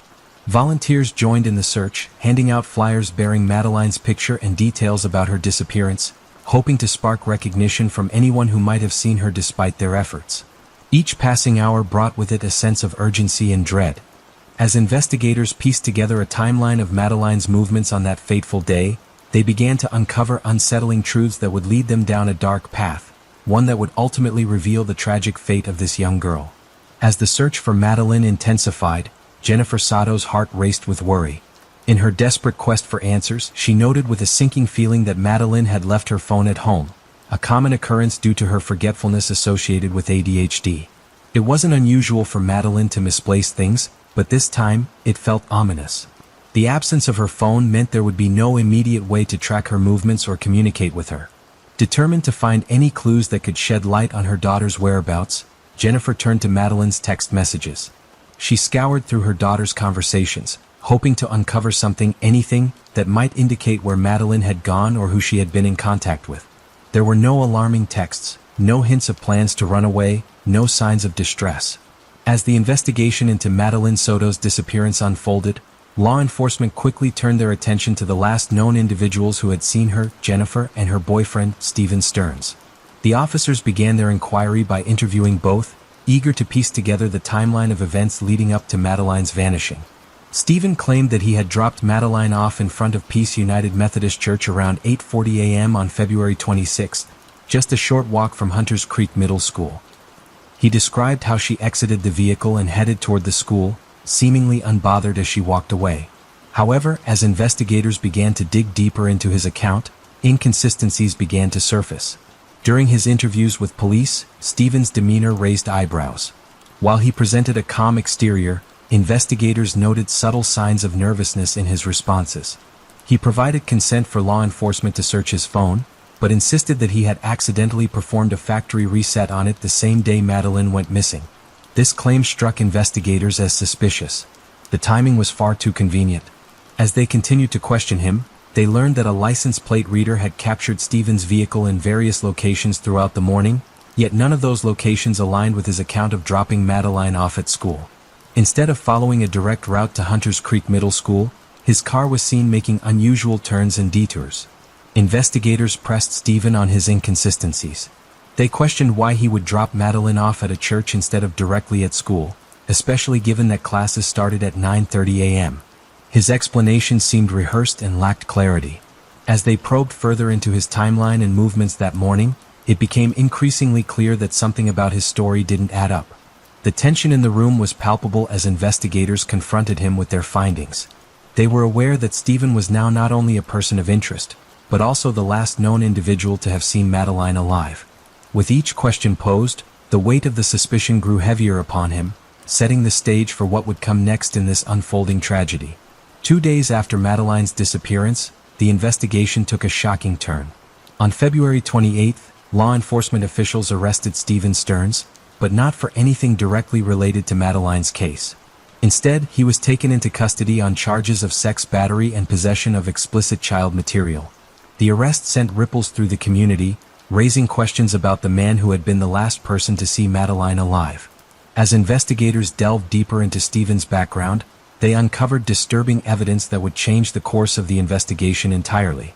Upon examining his phone, authorities found horrific content, images, and videos so graphic that they left seasoned detectives shaken. This material was not just troubling.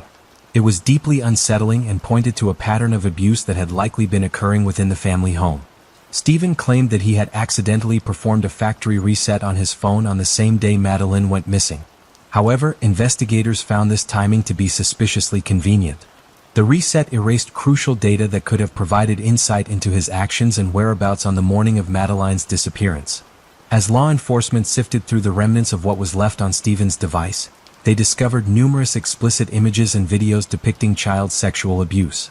The content was so graphic that it made stomachs turn, detailing acts that no child should ever endure. The investigators noted that many of these files appeared to have been taken inside the family home, raising alarming questions about what had transpired in those walls. The sheriff's office stated that they observed distinct patterns in some of the images, clothing, and items that matched those belonging to Madeline. This revelation painted a horrifying picture of a man who had not only been entrusted with caring for a young girl, but who may also have been her abuser. With this newfound evidence, Stephen was named the primary suspect in Madeline's disappearance. While he was not initially charged with her abduction, investigators were increasingly convinced that his actions were intertwined with her fate. As details emerged about his disturbing behavior and the content found on his phone, it became clear that Madeline's disappearance was far more sinister than anyone had anticipated. Stephen's arrest marked a pivotal moment in the investigation, a shift from searching for a missing girl to uncovering a web of deception and horror that would ultimately lead to deeper inquiries into what really happened on that fateful day. On March 1, 2024, authorities received a tip that would lead them to a wooded area off Hickory Tree Road in Osceola County. As research teams scoured the terrain, they stumbled upon a discovery that would shatter any remaining hope. Madeline's body was found concealed beneath a layer of dry grass and hay. The condition of her body was heart-wrenching. She was identified by distinctive clothing, a green hoodie and blue jeans, similar to what she had been wearing when she disappeared. The sight of her lifeless form painted a haunting picture of the tragedy that had unfolded in those fateful days. As investigators worked meticulously to gather evidence from the scene, they noted signs of decomposition on one side of her face and hands. The medical examiner's investigation observed that Madeline's body showed signs consistent with foul play, further solidifying the belief that she had been murdered. This discovery marked a pivotal moment in the investigation. The transition from searching for a missing girl to recovering the body of a young child was an emotional blow not only for law enforcement, but for the entire community. As news spread about the recovery, sorrow and outrage filled the hearts of those who had rallied together in hopes of finding Madeline alive. During a critical news conference, investigators shared their growing confidence that 13-year-old Madeline Soto had been killed at her Kissimmee home before her body was moved. Sheriff Mina revealed that video evidence captured Stephen Stearns discarding items into a dumpster at the apartment complex around 7:35 a.m. on February 26, the very day Madeline was reported missing. In that dumpster, authorities discovered Madeline's backpack, her school-issued laptop, and a white crock that matched another found in her mother's bedroom. This evidence contradicted Stephen's claim that he had dropped Madeline off near school that morning. Instead, investigators stated they had evidence indicating that Madeline was never dropped off at all. They believed she was already dead by the time Stephen was seen driving away. Sheriff Mina emphasized, "We have evidence that shows Stephen Stearns returning to the complex with Madeline visible in that vehicle. We believe she was already dead at that time." Investigative reports indicated that Madeline was most likely killed in her home, further complicating the narrative surrounding her disappearance. The cause of death of 13-year-old Madeline was officially ruled as a homicide by the medical examiner, who determined that she died from strangulation. This conclusion came after her body was discovered in a wooded area on March 1. On March 2, 2024, Stephen Stearns waived his first appearance in Osceola County Court, opting to be represented solely by his attorney. The judge denied him bond, reflecting the seriousness of the charges he faced. In a significant misstep, the Osceola County Sheriff's accidentally posted a confidential crime scene photo on social media. The image depicted clothing consistent with what Madeline was believed to have been wearing when she went missing. The sheriff's office later issued an apology for the error, acknowledging that the photo should not have been made public. On March 6, court records revealed that Stephen was accused of sexually abusing Madeline for years despite his attempts to erase incriminating evidence from his phone. Investigators recovered files showing explicit content related to Madeline dating back to 2022. This evidence included disturbing images and videos that depicted her in compromising situations. Additionally, police interviewed a former acquaintance of Stephen who noted that he seemed more upset about his bond with Madeline than his relationship with her mother. This raised further concerns about the dynamics within the household and Stephen's potential motivations. As the investigation progressed, it became increasingly clear that authorities were building a strong case against Stephen. The combination of video evidence recovered, digital files, and witness testimonies painted a troubling picture of abuse and manipulation that would ultimately lead to serious legal repercussions for him. On March 6, detectives interviewed Stephen's parents who expressed disapproval of his relationship with Madeline Soto's mother, citing concerns over drug use and the negative influence it had on their son. They described a troubling dynamic where both Stephen and Jennifer would often sleep excessively, exacerbating their mental health issues. Notably, during the interview, Stephen's mother mentioned finding the torso of a sex doll in his bedroom, raising further suspicions about his behavior. On the same day, detectives also spoke with two roommates of Jennifer Soto. One roommate reported hearing significant noises coming from the upstairs bedroom, where Stephen and Madeline had reportedly been sleeping alone. This raised questions about what might have transpired that night, especially since Jennifer had assured her roommate that Stephen would not harm Madeline. After several hearings and investigation developments, on March 12, 2024, the Orange Osceola State Attorney's Office announced that it had filed 60 counts against Stephen Stearns. These charges included 8 counts of sexual battery on a child 12, 5 counts of sexual battery with a child 12 to 18, familial custodial authority, 7 counts of lewd or lascivious molestation, and 40 counts of unlawful possession of materials depicting sexual performance by a child. The following day, detectives spoke with Madeline's best friend, who revealed that Madeline had a routine of texting her every morning. However, on the day she went missing, there were no messages from her, raising further alarm. By March 21st, Kissimmee Betty Holland held a news conference to discuss the investigation's progress. She described it as very intricate and stated that everyone close to Madeline was considered a suspect until proven otherwise. This included Madeline's mother, Jennifer Soto. As the investigation continued, the District 9 Medical Examiner's Office announced that the autopsy report for Madeline could not be released due to state statutes deeming it confidential. However, audio from 911 calls related to the case were made public, featuring 2 different voices speaking with dispatchers.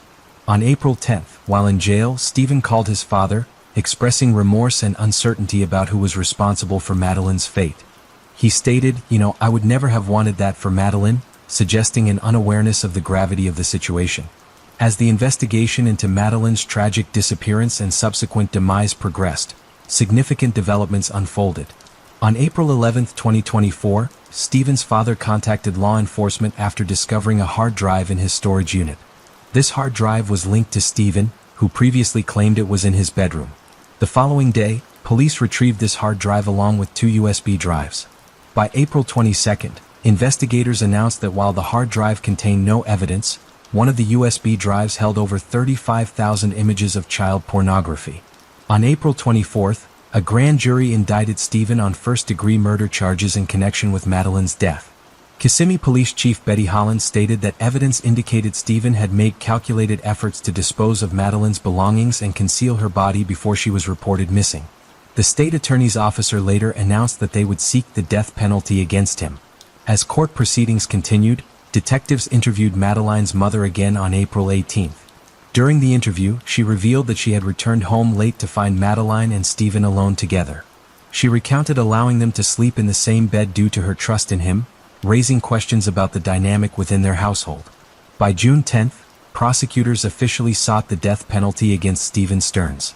The community remained on edge as they awaited trial proceedings, grappling with the horror of what had transpired. The public reaction was one of heartbreak and anger. Vigils were held in Madeline's memory, and community members rallied for justice. The case sparked discussions about child safety and the need for vigilance against potential threats lurking in everyday life. As the legal process continues, Madeline Soto's story serves as a poignant reminder of the importance of protecting our children and ensuring that their voices are heard. The quest for justice remains ongoing as investigators and community members alike seek answers to a tragedy that has left an indelible mark on their lives. Amanda and James Coley lived in a charming neighborhood on South Bellagio Drive, a cul-de-sac in St. Augustine, Florida. The couple had a son and daughter, and to the outside world, they appeared to be the perfect family living the American dream. Those who knew Amanda described her as confident in the life of the party. She was always surrounded by friends and had a vibrant personality. James, too, was personable and easy to befriend. He was involved in coaching his children's sports teams, and everyone thought he was a great dad. However, as time passed, cracks started to appear in their marriage. James had always had a jealous side, and Amanda's outgoing nature and the way she lit up every room she walked into made him insecure. Her ability to make friends and attract attention further fueled his insecurities. Matters worsened when James began to drink heavily. His jealous tendencies became even difficult to control when he was under the influence of alcohol. It became a common occurrence for James to verbally abuse Amanda, blaming her for the problems in their marriage. Amanda believed it was important for their children to have their mother and father in their lives, so she and James strived to make their strained relationship work. Despite Amanda's best efforts, James' jealous behavior did not subside. It continued to manifest in various ways, including constantly monitoring Amanda's movements, controlling her social interactions, and questioning her fidelity. She attempted to navigate these challenging waters for the sake of their children, but her efforts were met with increasing aggression and intimidation from James. The toxic environment created by James' behavior had a profound impact on Amanda's son and daughter. They witnessed their parents' struggles, and the emotional turmoil began to affect their well-being. This constant tension and fear became unbearable for Amanda and her children, and she realized that something had to change. After careful consideration, Amanda made the difficult decision to end her marriage with James. She knew that staying in the relationship was no longer a viable option, not only for herself, but also for the well-being of her children. The decision to leave was not easy, but Amanda was convinced it was the best choice for her and her children. When Amanda informed James of her decision, he was devastated. He did not want to lose her. However, Amanda's decision was final, and she was determined to create a safe and nurturing environment for her son and daughter. James moved out of the home he and Amanda once shared on South Bellagio Drive, but he visited the home often. There were times when James was over at the house that he and Amanda engaged in relations, but Amanda alleged that she only did so to comply with James to keep him from getting upset and hurting her. Amanda started dating a man, Lamar Doberly, but kept it a secret from James. Despite their separation, James' jealous tendencies did not subside. While Amanda was away one weekend, James decided to act upon his jealousy. He broke into Amanda's home and carried out a disturbing act of violence. James gathered all of Amanda's clothing and burned them in the backyard. After that incident, Amanda officially filed for divorce and sought an injunction from the court. This injunction included a provision that stated James needed to stay away from her home. In her injunction, Amanda explicitly stated that if James found out she had a boyfriend, he would kill her. She knew first the lengths James would go in order to control her, and she had seen firsthand the consequences of his jealous rages. Feeling threatened by Amanda's independence, James took drastic measures to spy on her. James sought the help of his neighbors living on South Bellagio Drive. He asked them to keep an eye on Amanda's activities and inform him if they noticed any suspicious activity, particularly men around her house. In August 2015, Mike Dickens, one of James' neighbors, sent him a text message containing a screenshot of a shirtless man mowing Amanda's lawn. This text sent James into a furious rage. He immediately confronted Amanda, demanding to know the identity of the man in the photograph. Amanda assured James that the man was merely someone she had hired to cut the grass. However, James was not convinced and continued to harass Amanda through text messages. James turned to Mike Dickens, who had provided him the initial image, for support. In his message to Mike, James referred to Amanda as an evil person, a cheater, and the worst person on the planet. He expressed his anger, stating she will pay for her perceived infidelity. On August 27 at 4:41 a.m., James drove to Amanda's house on South Bellagio Drive. Amanda, however, was not home. Frustrated by her absence, James decided to enter her house. Once inside, he embarked on a destructive rampage, breaking every television and destroying the furniture and walls. As James made his way through Amanda's bedroom, he stumbled upon a collection of men's clothing and adult toys. These items did not belong to him, and he immediately became enraged. In a fit of anger, he began incessantly calling Amanda, informing her about the intimate items he had discovered inside her bedroom. At 8:34 a.m., James left a voicemail on Amanda's phone, calling her disgusting. His message was filled with anger and accusations, further escalating the situation. Just half an hour after leaving the voicemail, James arrived at St. Johns County Courthouse for an appearance on the injunction violation that Amanda filed against him for an earlier incident. During the court hearing for the injunction violation, James pleaded no contest to violating the terms of their protective order. Unaware of the mess James had just made at Amanda's house, the judge took into consideration James' lack of criminal history and decided to impose an alternate sentence rather than send him to jail. The judge ordered James to attend anger management classes and placed him on 1 year unsupervised probation. James, dressed in his work clothes, appeared to accept this decision and leave the courthouse. However, his plans took a turn for the worse. Before leaving the courthouse, James called Amanda and left another voice message. This time, he pleaded with her to listen to him and call him back.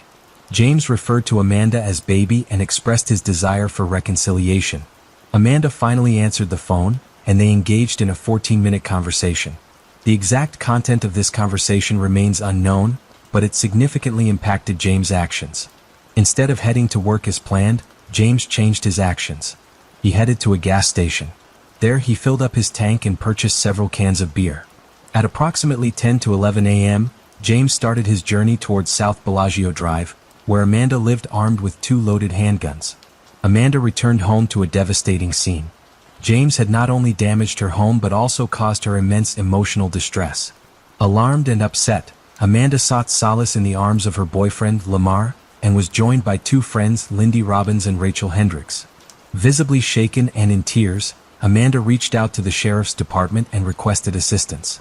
However, after careful consideration, she decided against pressing charges against James. Amanda wanted to avoid seeing James go to jail and be separated from their children. Since Amanda denied the officers help, they left Amanda's home. Unbeknownst to Amanda, James had already made his way to the vicinity of her home. He parked his vehicle outside the residence and stealthily approached the front door. Amanda, Lamar, Lindy, and Rachel were gathered in the living room kitchen area. Without hesitation, James opened fire on the house, screaming, "Where is he?" Recognizing the danger, Lamar reacted quickly and escaped. Security camera footage from the South Bellagio Drive residence captured Lamar's desperate dash to a nearby house. In the chaos that ensued, Amanda, Lindy, and Rachel found themselves caught in the crosshairs of James' rage. Bullets pierced through the walls, sending shock waves of fear through the room. As the smoke cleared, the sound of silence engulfed the home. The three women sought refuge in Amanda's bedroom and hid inside the master bathroom suite. While hiding, Amanda courageously decided to call 911. However, things took a deadly turn when James could be heard outside the bathroom door, demanding Amanda open it. Amanda desperately pleaded for James to stop, knowing he was looking for her boyfriend Lamar. She knew that revealing Lamar's location could put him in grave danger. Unfortunately, the situation escalated further, and the 911 dispatcher heard a barrage of gunshots and screaming. The dispatcher's worst nightmare was quickly realized as Amanda's cries for help abruptly ended. James had violently entered the bathroom and opened fire on Amanda, killing her. After shooting Amanda, James turned his attention to the closet where Lindy and Rachel were hiding. Lindy was also on the phone with 911 and kneeling in the back of the closet. Rachel, standing in the corner, prepared herself for the worst. James shot the closet door down. In a moment of pure instinct, Rachel took advantage of the situation and snuck behind the door as James walked in, her heart pounding. Rachel heard Lindy cry out in horror, "Oh my God," as James raised his firearm and pointed it directly at her head. In an instant, James pulled the trigger and Lindy's life came to an end. Rachel ran out of Amanda's home and sought refuge at a neighbor's house. There, she hid in a closet and called 911, expressing her fear that James would eventually find her. Officers arrived at the scene and swiftly launched an investigation, trying to piece together the sequence of events that led to Amanda's death. However, their search proved challenging as James had already fled the scene. Hours after committing the heinous crime, James reached out to his father, confessing that he could not handle the situation any longer. He revealed that Amanda had been relentlessly trying to put him in jail, leaving him no choice but to take drastic measures. James expressed remorse and claimed he tried his best to resolve the situation peacefully. James drove to his sister's house, where he picked up some of his belongings before leaving and heading north. The hunt for James only lasted for a single day before he was apprehended in Virginia. His arrest came as a result of a call from a woman who reported a suspicious car with Florida tags driving aggressively and attempting to run her off the road. Traveling with 3 small children, this woman was terrified for her safety. In response, an officer made a traffic stop and James was arrested. He was found to be intoxicated but did not resist. At the police station in Virginia, James was taken into an interrogation room where Samantha English, a detective from Florida, was there to question him about Amanda and Lindy's murders. Despite driving 10 hours to interview James, Detective Samantha English's efforts proved futile after he insisted on seeking an attorney. Because the nature of Amanda and Lindy's death was so horrifying, the prosecution considered seeking the death penalty against James Coley. To secure a conviction and a death penalty, the prosecution had to prove beyond a reasonable doubt that James had committed premeditated murder and that he had several opportunities to change his mind. Premeditation refers to the perpetrator's intent to kill before carrying out the act. In this case, the prosecution had to demonstrate that James had planned to kill Amanda and Lindy prior to the murder. The prosecutor had to present evidence showcasing that James had formulated a plan to kill Amanda and Lindy, that he had intentionally carried out the killings, and that he had knowingly disregarded any opportunities to change his mind. They needed to gather sufficient evidence and build a strong case against James to ensure justice was served for the 2 victims.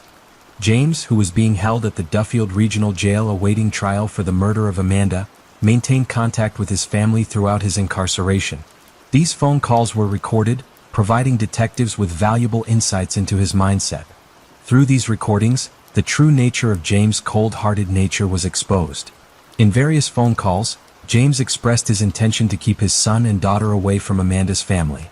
James made it evident that he aimed to assert control over his children's lives. Moreover, the recordings revealed James' confidence in securing a manslaughter conviction. He spoke about the possibility of being released from prison in less than 20 years, even though he was facing charges for murder. An inmate at the Duffield Regional Jail came forward to speak to the prosecution. The inmate, Andrew Cherry, claimed that he had conversations with James in which James expressed that Amanda and Lindy had gotten what they deserved when he shot them. According to Andrew, James had no shortage of mean and spiteful things to say about his dead wife. James blamed Amanda for the failure of their marriage and expressed satisfaction in ending her life. The inmate's testimony provided the prosecution with a crucial insight into the motive behind James' actions. It suggested that the motive for murder was not merely an act of violence, but a deep-rooted desire for revenge. James had harbored resentment towards Amanda and sought to punish her for perceived wrongs. During the February James Colley found himself on trial. James made a shocking admission to the court on the first day of the trial. He informed the judge that he understood the strategy devised by the defense was to save his life.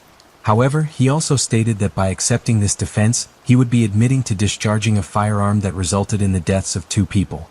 James' defense team presented their case to the jury during their opening arguments. They emphasized that this case was not about assigning blame, but rather about understanding the why and the how behind the tragic events. The defense argued that a man like James, who professed to love his family above all else, could not have done this. According to the defense, James was under the influence of Ambien at the time of the shooting and urged the jury to consider this mitigating factor. According to James' defense attorneys, this incident was not a case of first-degree murder. The attorneys argued that there was an element of diminished responsibility due to James' state of intoxication. They maintained that James was not in his right mind at the time of the shooting and lost control of his actions. Rachel Hendricks, who had witnessed James' rampage firsthand, was the first to testify. She recounted the horrifying events that unfolded on the evening of the murder. Lamar Dobrel, Amanda's boyfriend, was the second witness to testify.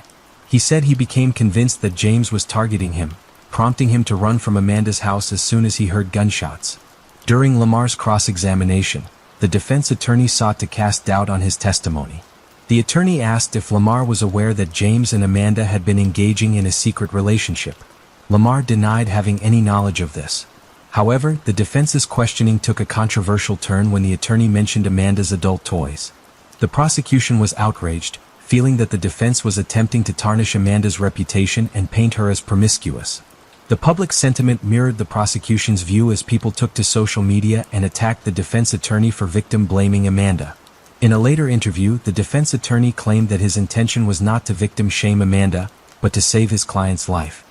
He argued that exploring all aspects of the case, including the intimate details of Amanda's life, was necessary to understand the situation comprehensively. However, the public remained divided, questioning the defense attorney's tactics and motives. After the prosecution presented their case in court, it was time for the defense to present their side of the story. One key decision for the defense team was whether James would testify in his defense. The defense had to consider the potential risks and benefits of James taking the witness stand. On one hand, the defense believed James could gain jury sympathies by expressing his side of the story. James could humanize himself and appeal to the jury's emotions by explaining his actions and emotions.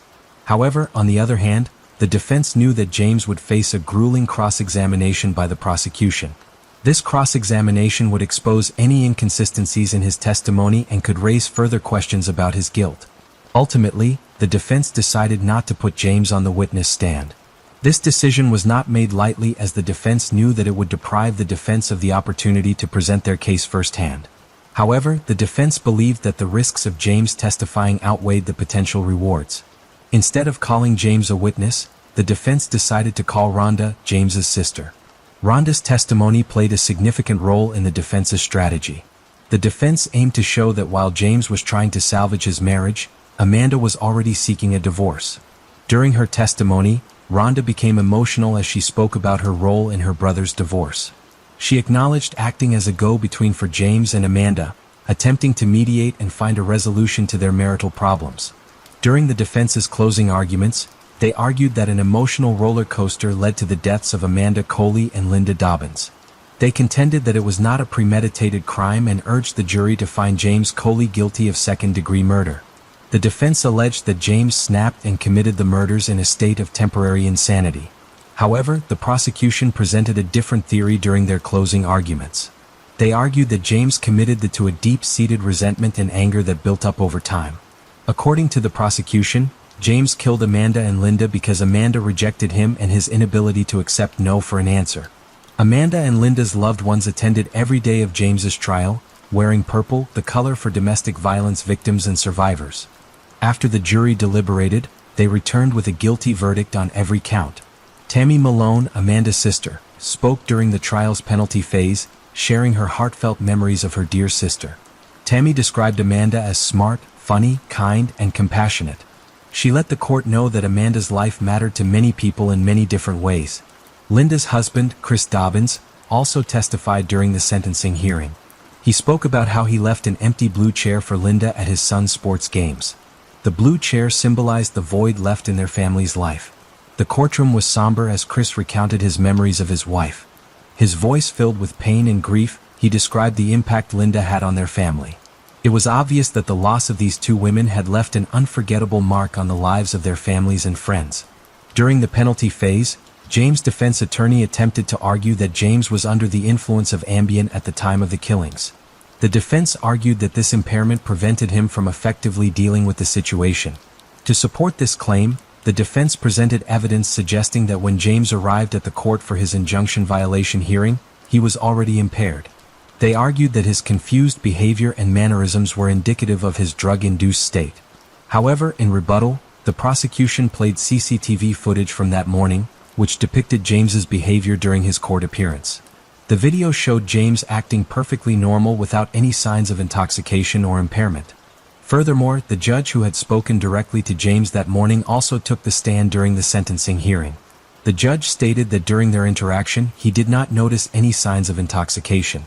Rather, James appeared lucid and composed. This testimony further undermined the defense's argument that James was impaired at the time of the killings. James' sister, Crystal, took the stand to testify on his behalf. Crystal painted a different picture of her brother, depicting him as a loving and caring father. She presented pictures of James spending time with his children during happier times, emphasizing the joy and warmth they experienced together. The defense's strategy was clear: to humanize James and remind the jury of the importance of family. By emphasizing his role as a loving father, they hoped to create a softer image and reduce the severity of his crimes. During the defense's closing arguments, the attorneys argued that if jurors were to sentence James to life without parole, he would still face the same fate as the death penalty, as life in prison would mean he would never be released. Florida law requires that 12 jurors unanimously agree on the death penalty in order for it to be applied. Even if one juror holds out, the sentence cannot be imposed. However, based on the information uncovered during the trial, the jurors determined that James deserved the ultimate punishment. They suggested that he should be sentenced to death for his heinous crimes. The judge ultimately agreed with the jury. Amanda's family and Linda's loved ones cried with relief and sadness. While justice had been served, there was still a profound sense of loss. On one side of the courtroom, James' supporters sat stunned. As the bailiffs led James away, he smiled and winked at his supporters. The story of Amanda and Lindy's murder serves as a stark reminder of the devastating consequences of domestic violence. Amanda's loved ones hope her story serves as a cautionary tale, inspiring others in similar situations to protect themselves.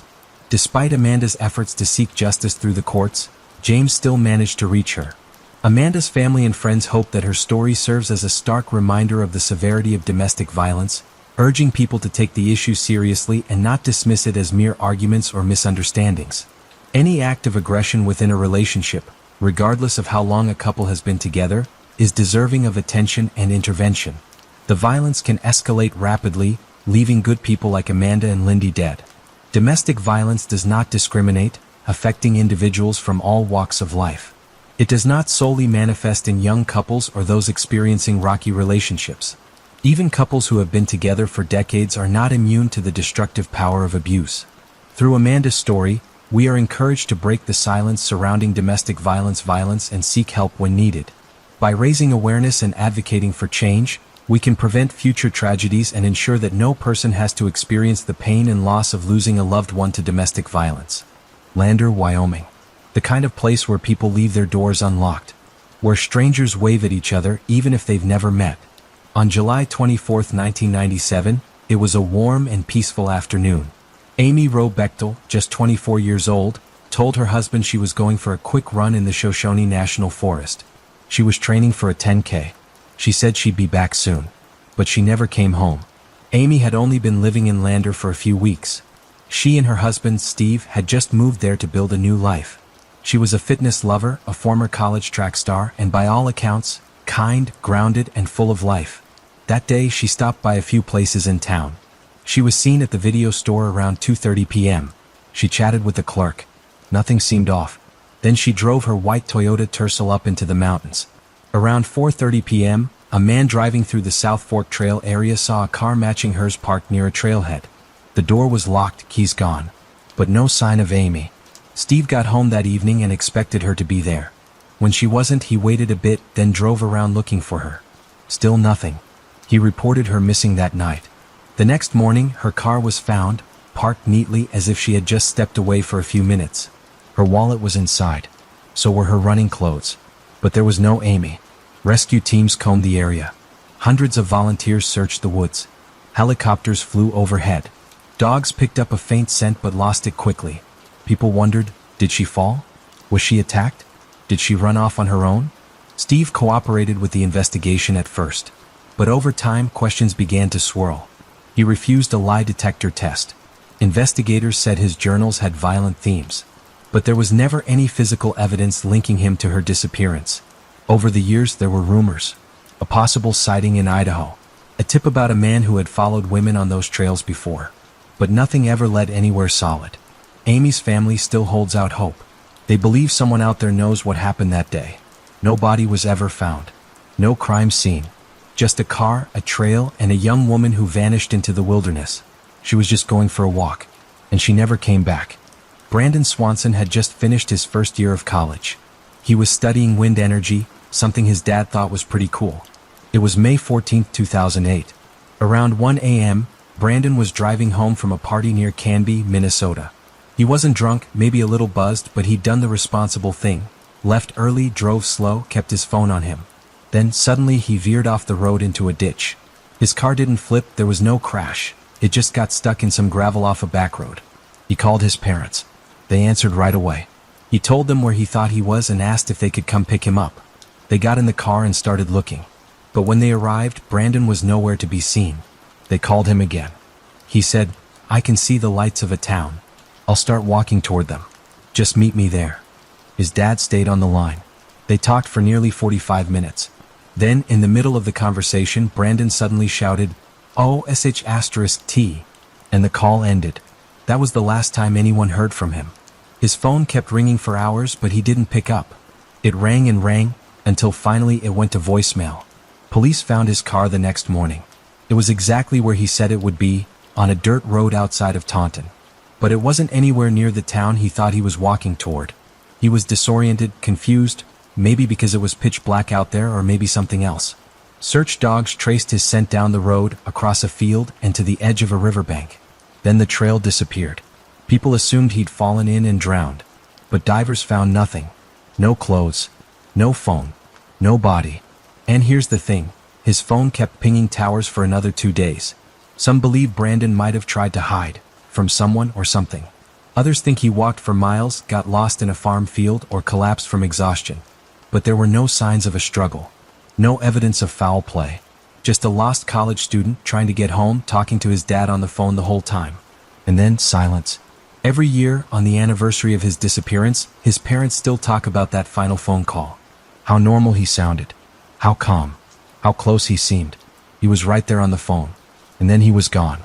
Faith Hedgepeth was 19 years old. A student at the University of North Carolina at Chapel Hill, she had dreams of becoming a pediatrician. Her smile lit up rooms. Her family described her as someone who always wanted to help, who always believed in the good in people. She was part of the Holly-Wasaponi Native American tribe, and proud of her heritage. Her life was moving forward, full of potential. Until one September night in 2012. Faith lived with her friend Karina Rosario in an off-campus apartment. On the night of September 6th, the two of them went out to a local bar. Nothing unusual. They were home by 3 a.m. Sometime after that, something terrible happened.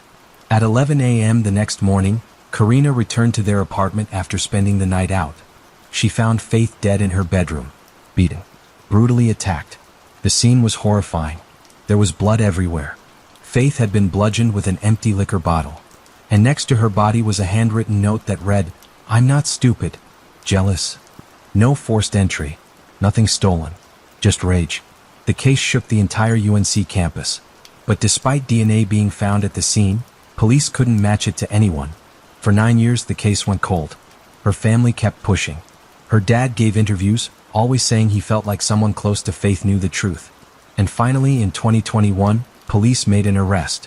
Miguel Enrique Salguero Olivares, a man who had been seen at the same bar as Faith the night she died. He wasn't a student. He had no connection to her family. But police had his DNA on file from a 2020 DUI arrest, and it matched the evidence found in Faith's apartment. Miguel was 28 years old when they arrested him. He was charged with first-degree murder. As of now, he is still awaiting trial and has not yet been convicted, but the DNA evidence is strong. Faith's family finally feels like they're getting closer to justice. But the question still lingers, why? She didn't know him. She didn't owe him anything. She was just being herself, trusting, open, kind. And that kindness may have cost her everything. Faith Hedgepeth was just 19. She just wanted to help. Sian O'Callaghan was 22 years old, living in Swindon, England. She worked at a hair salon and had a close group of friends. She loved music, loved dancing. Just a young woman trying to figure out her life like so many others her age. On the night of March 18, 2011, Sian went out with friends to a local nightclub called Suju. She texted her boyfriend around 2:50 a.m. and then left the club alone to walk home. She never made it.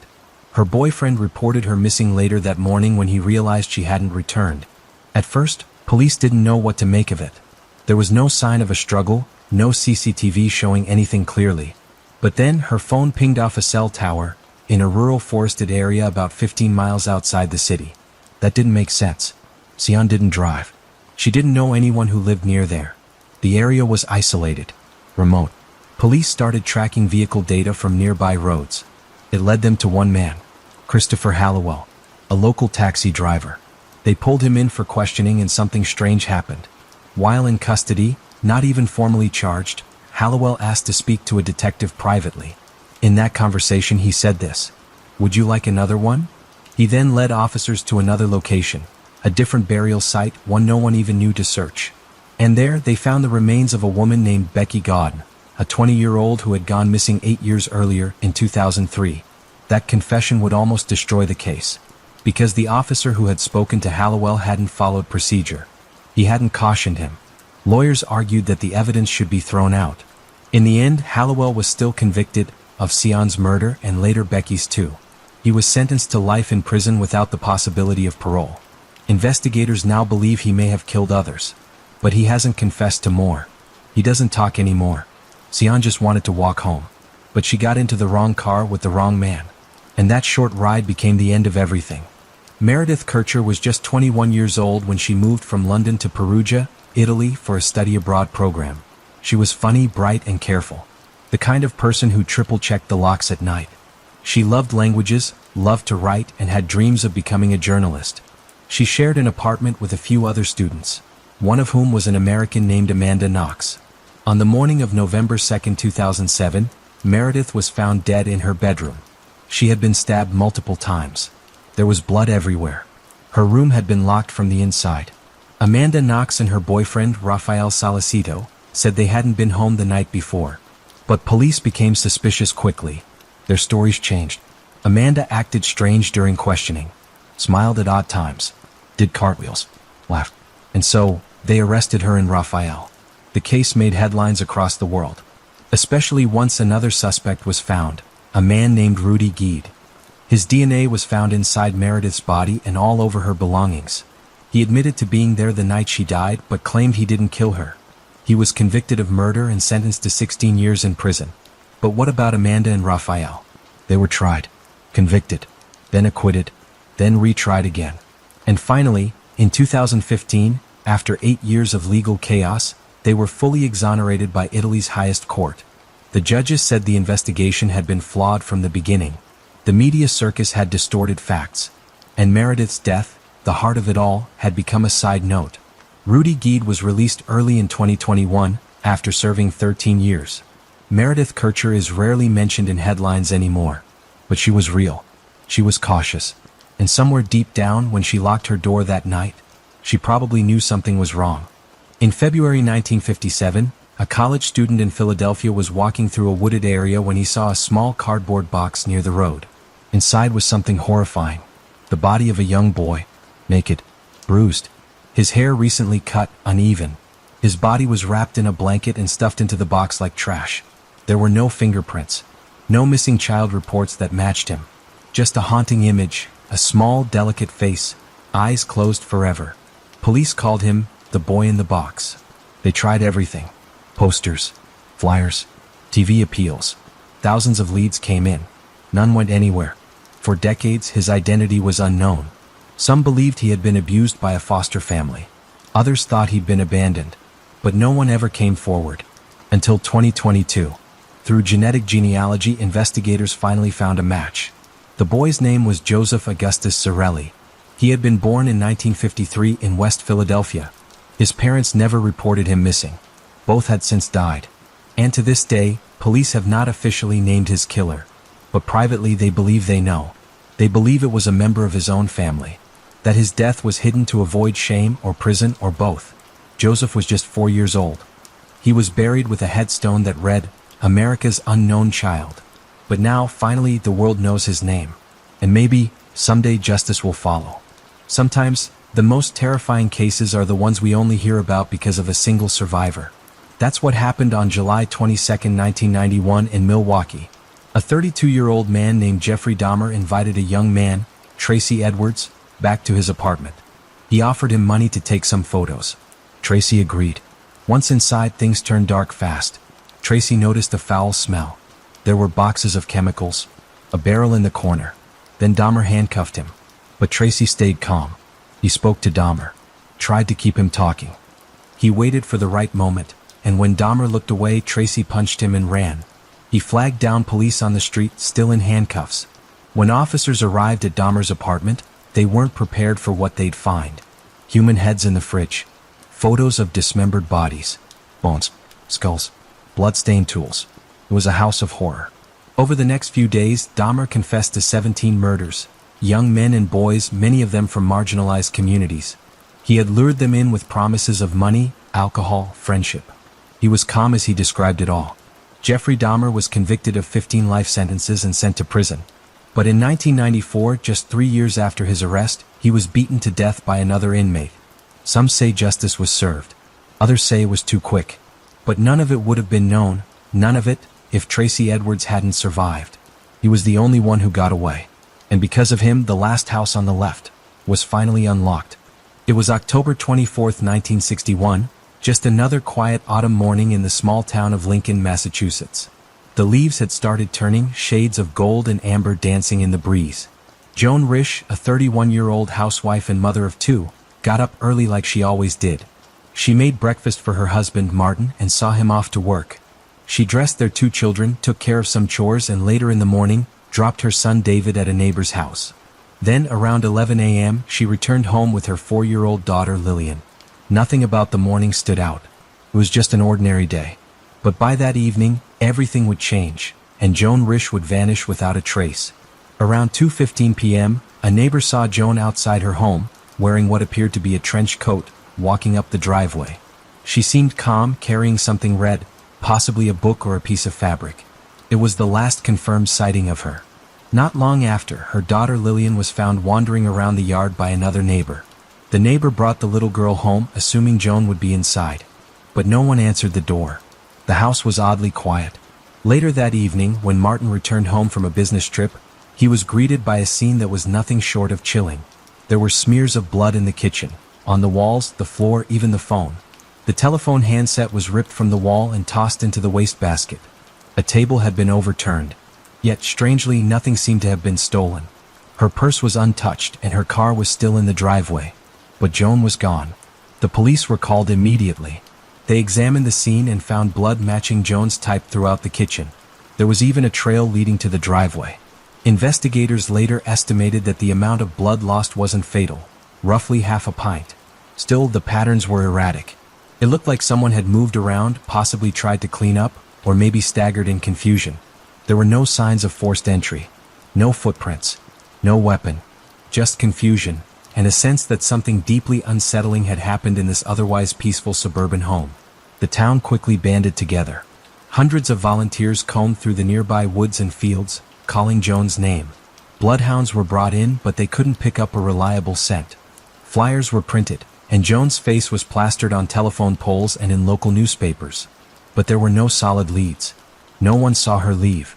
No one heard a struggle. As police dug into Joan's life, they uncovered details that only deepened the mystery. Joan Risch wasn't just a housewife. Before settling into suburban life, she had worked in publishing in New York City. By all accounts, she was intelligent, organized, and ambitious. She'd even told friends she was working on a manuscript in her spare time. Then came the most curious detail of all. In the weeks leading up to her disappearance, Joan had checked out more than 24 books from the library. Many were true crime stories, and one of them was about a woman who had faked her own disappearance by staging a bloody crime scene. This sent theories swirling. Had Joan deliberately staged her disappearance, inspired by the books she'd read? Had she grown discontent with her suburban life and decided to start over somewhere else? It's possible. But there were inconsistencies. For one, she left behind her children, whom she adored by all accounts. There was no known affair, no secret bank account, no sighting of her at bus stations or airports. If she had planned to leave, she did it with nothing more than the clothes on her back. Another theory was that Joan had suffered a head injury and wandered off in a state of confusion. A motorist later reported seeing a disoriented woman, barefoot and walking near Route 128, a few miles from Joan's home. That sighting was never confirmed, but it lingered in investigators' minds. If Joan had been injured, possibly while preparing lunch, cutting herself with a knife, maybe she'd panicked, tried to get help, and collapsed somewhere out of sight. But again, nothing was found. No body, no clothing, no further sightings. Then there were the rumors of a mysterious blue car seen idling in the Risch's driveway earlier that day. Several neighbors recalled it, but none could provide a license plate or a clear description of the driver. Was it a visitor? A repairman? Or someone with far darker intentions? Years passed and the case went cold. Martin Risch, Joan's husband, eventually moved away with their children. He remained adamant that Joan would never have left willingly, that something had happened to her that day, something terrible. In the decades since, Joan Risch's disappearance has remained one of the most baffling missing person cases in Massachusetts history. No confirmed trace of her was ever found. No solid suspect ever emerged. The kitchen blood, the library books, the trench coat in the driveway, all pieces of a puzzle that never quite fit. And maybe that's what makes this case so haunting. Joan was a real person. A mother. A wife. A neighbor. She baked cookies, read bedtime stories, walked her children to the park. She had dreams and fears and routines just like any of us. And then, one ordinary afternoon, she was gone. On June 8, 1989, the body of Cindy James was found in the yard behind an abandoned house in Richmond, British Columbia. She was 44 years old. Her hands and feet were bound behind her back, a black nylon stocking tied tightly around her neck. She was fully clothed, her body oddly positioned, and her shoes were missing. At first glance, it seemed clear. Cindy James had been murdered. But then came the autopsy. To the shock of nearly everyone, her family, her friends, even the investigators, the cause of death wasn't strangulation. It was an overdose. Cindy had died from a lethal combination of morphine and other sedatives. And yet, somehow, she had managed to tie her own hands and feet behind her back, walk over 100 feet across rocky terrain, and lie down to die. It didn't make sense.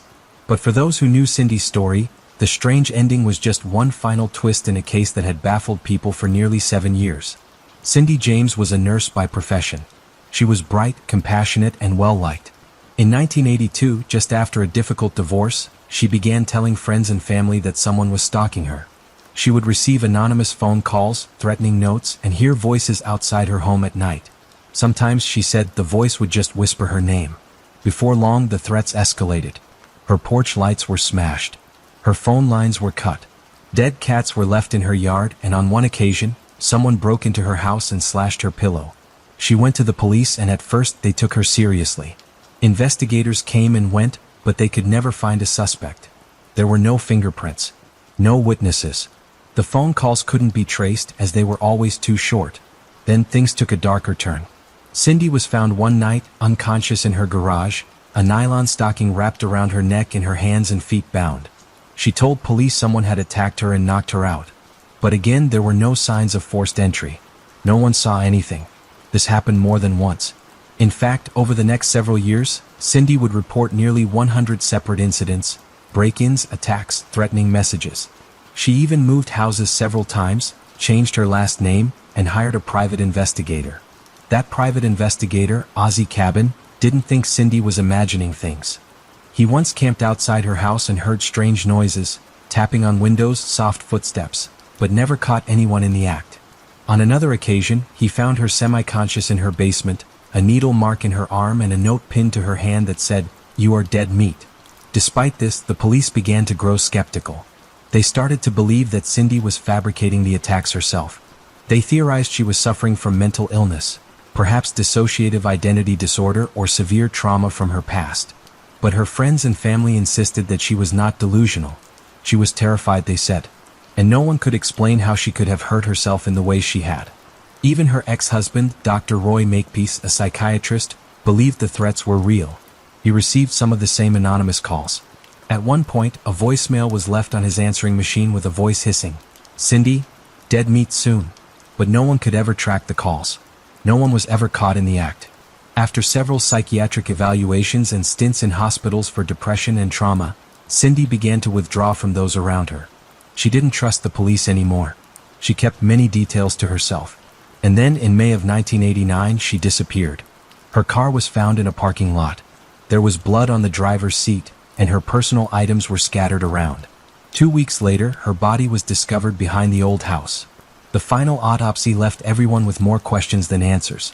The drugs in her system were in such high doses that experts believed she wouldn't have had time to inject herself and then tie herself up before losing consciousness. But if someone else did it, how? And why was there no evidence of anyone else present? The Royal Canadian Mounted Police concluded that Cindy had taken her own life, that she'd staged her own death in a dramatic final act after years of self-inflicted abuse. But her family strongly disagreed. Her father, Otto Hack, said Cindy was terrified of dying, not suicidal. Her sister believed someone had been tormenting Cindy for years and had finally succeeded in killing her. Even decades later, the debate rages on. Some experts believe Cindy was suffering from a rare form of psychological distress, possibly a complex dissociative disorder that caused her to create an elaborate web of staged victimhood. Others believe she was a genuine victim of stalking and that the system failed to protect her. What remains is a story that feels like a ghost in the mist. There are facts but no answers. A woman died, slowly, painfully, over the course of 7 years. And the world still doesn't know whether she was running from someone else or from something inside herself. In the end, the question isn't just what happened to Cindy James. It's why no one could stop it, why no one could help her, and how, after so many cries for help, she still ended up dying alone, silent, bound, and surrounded by mystery.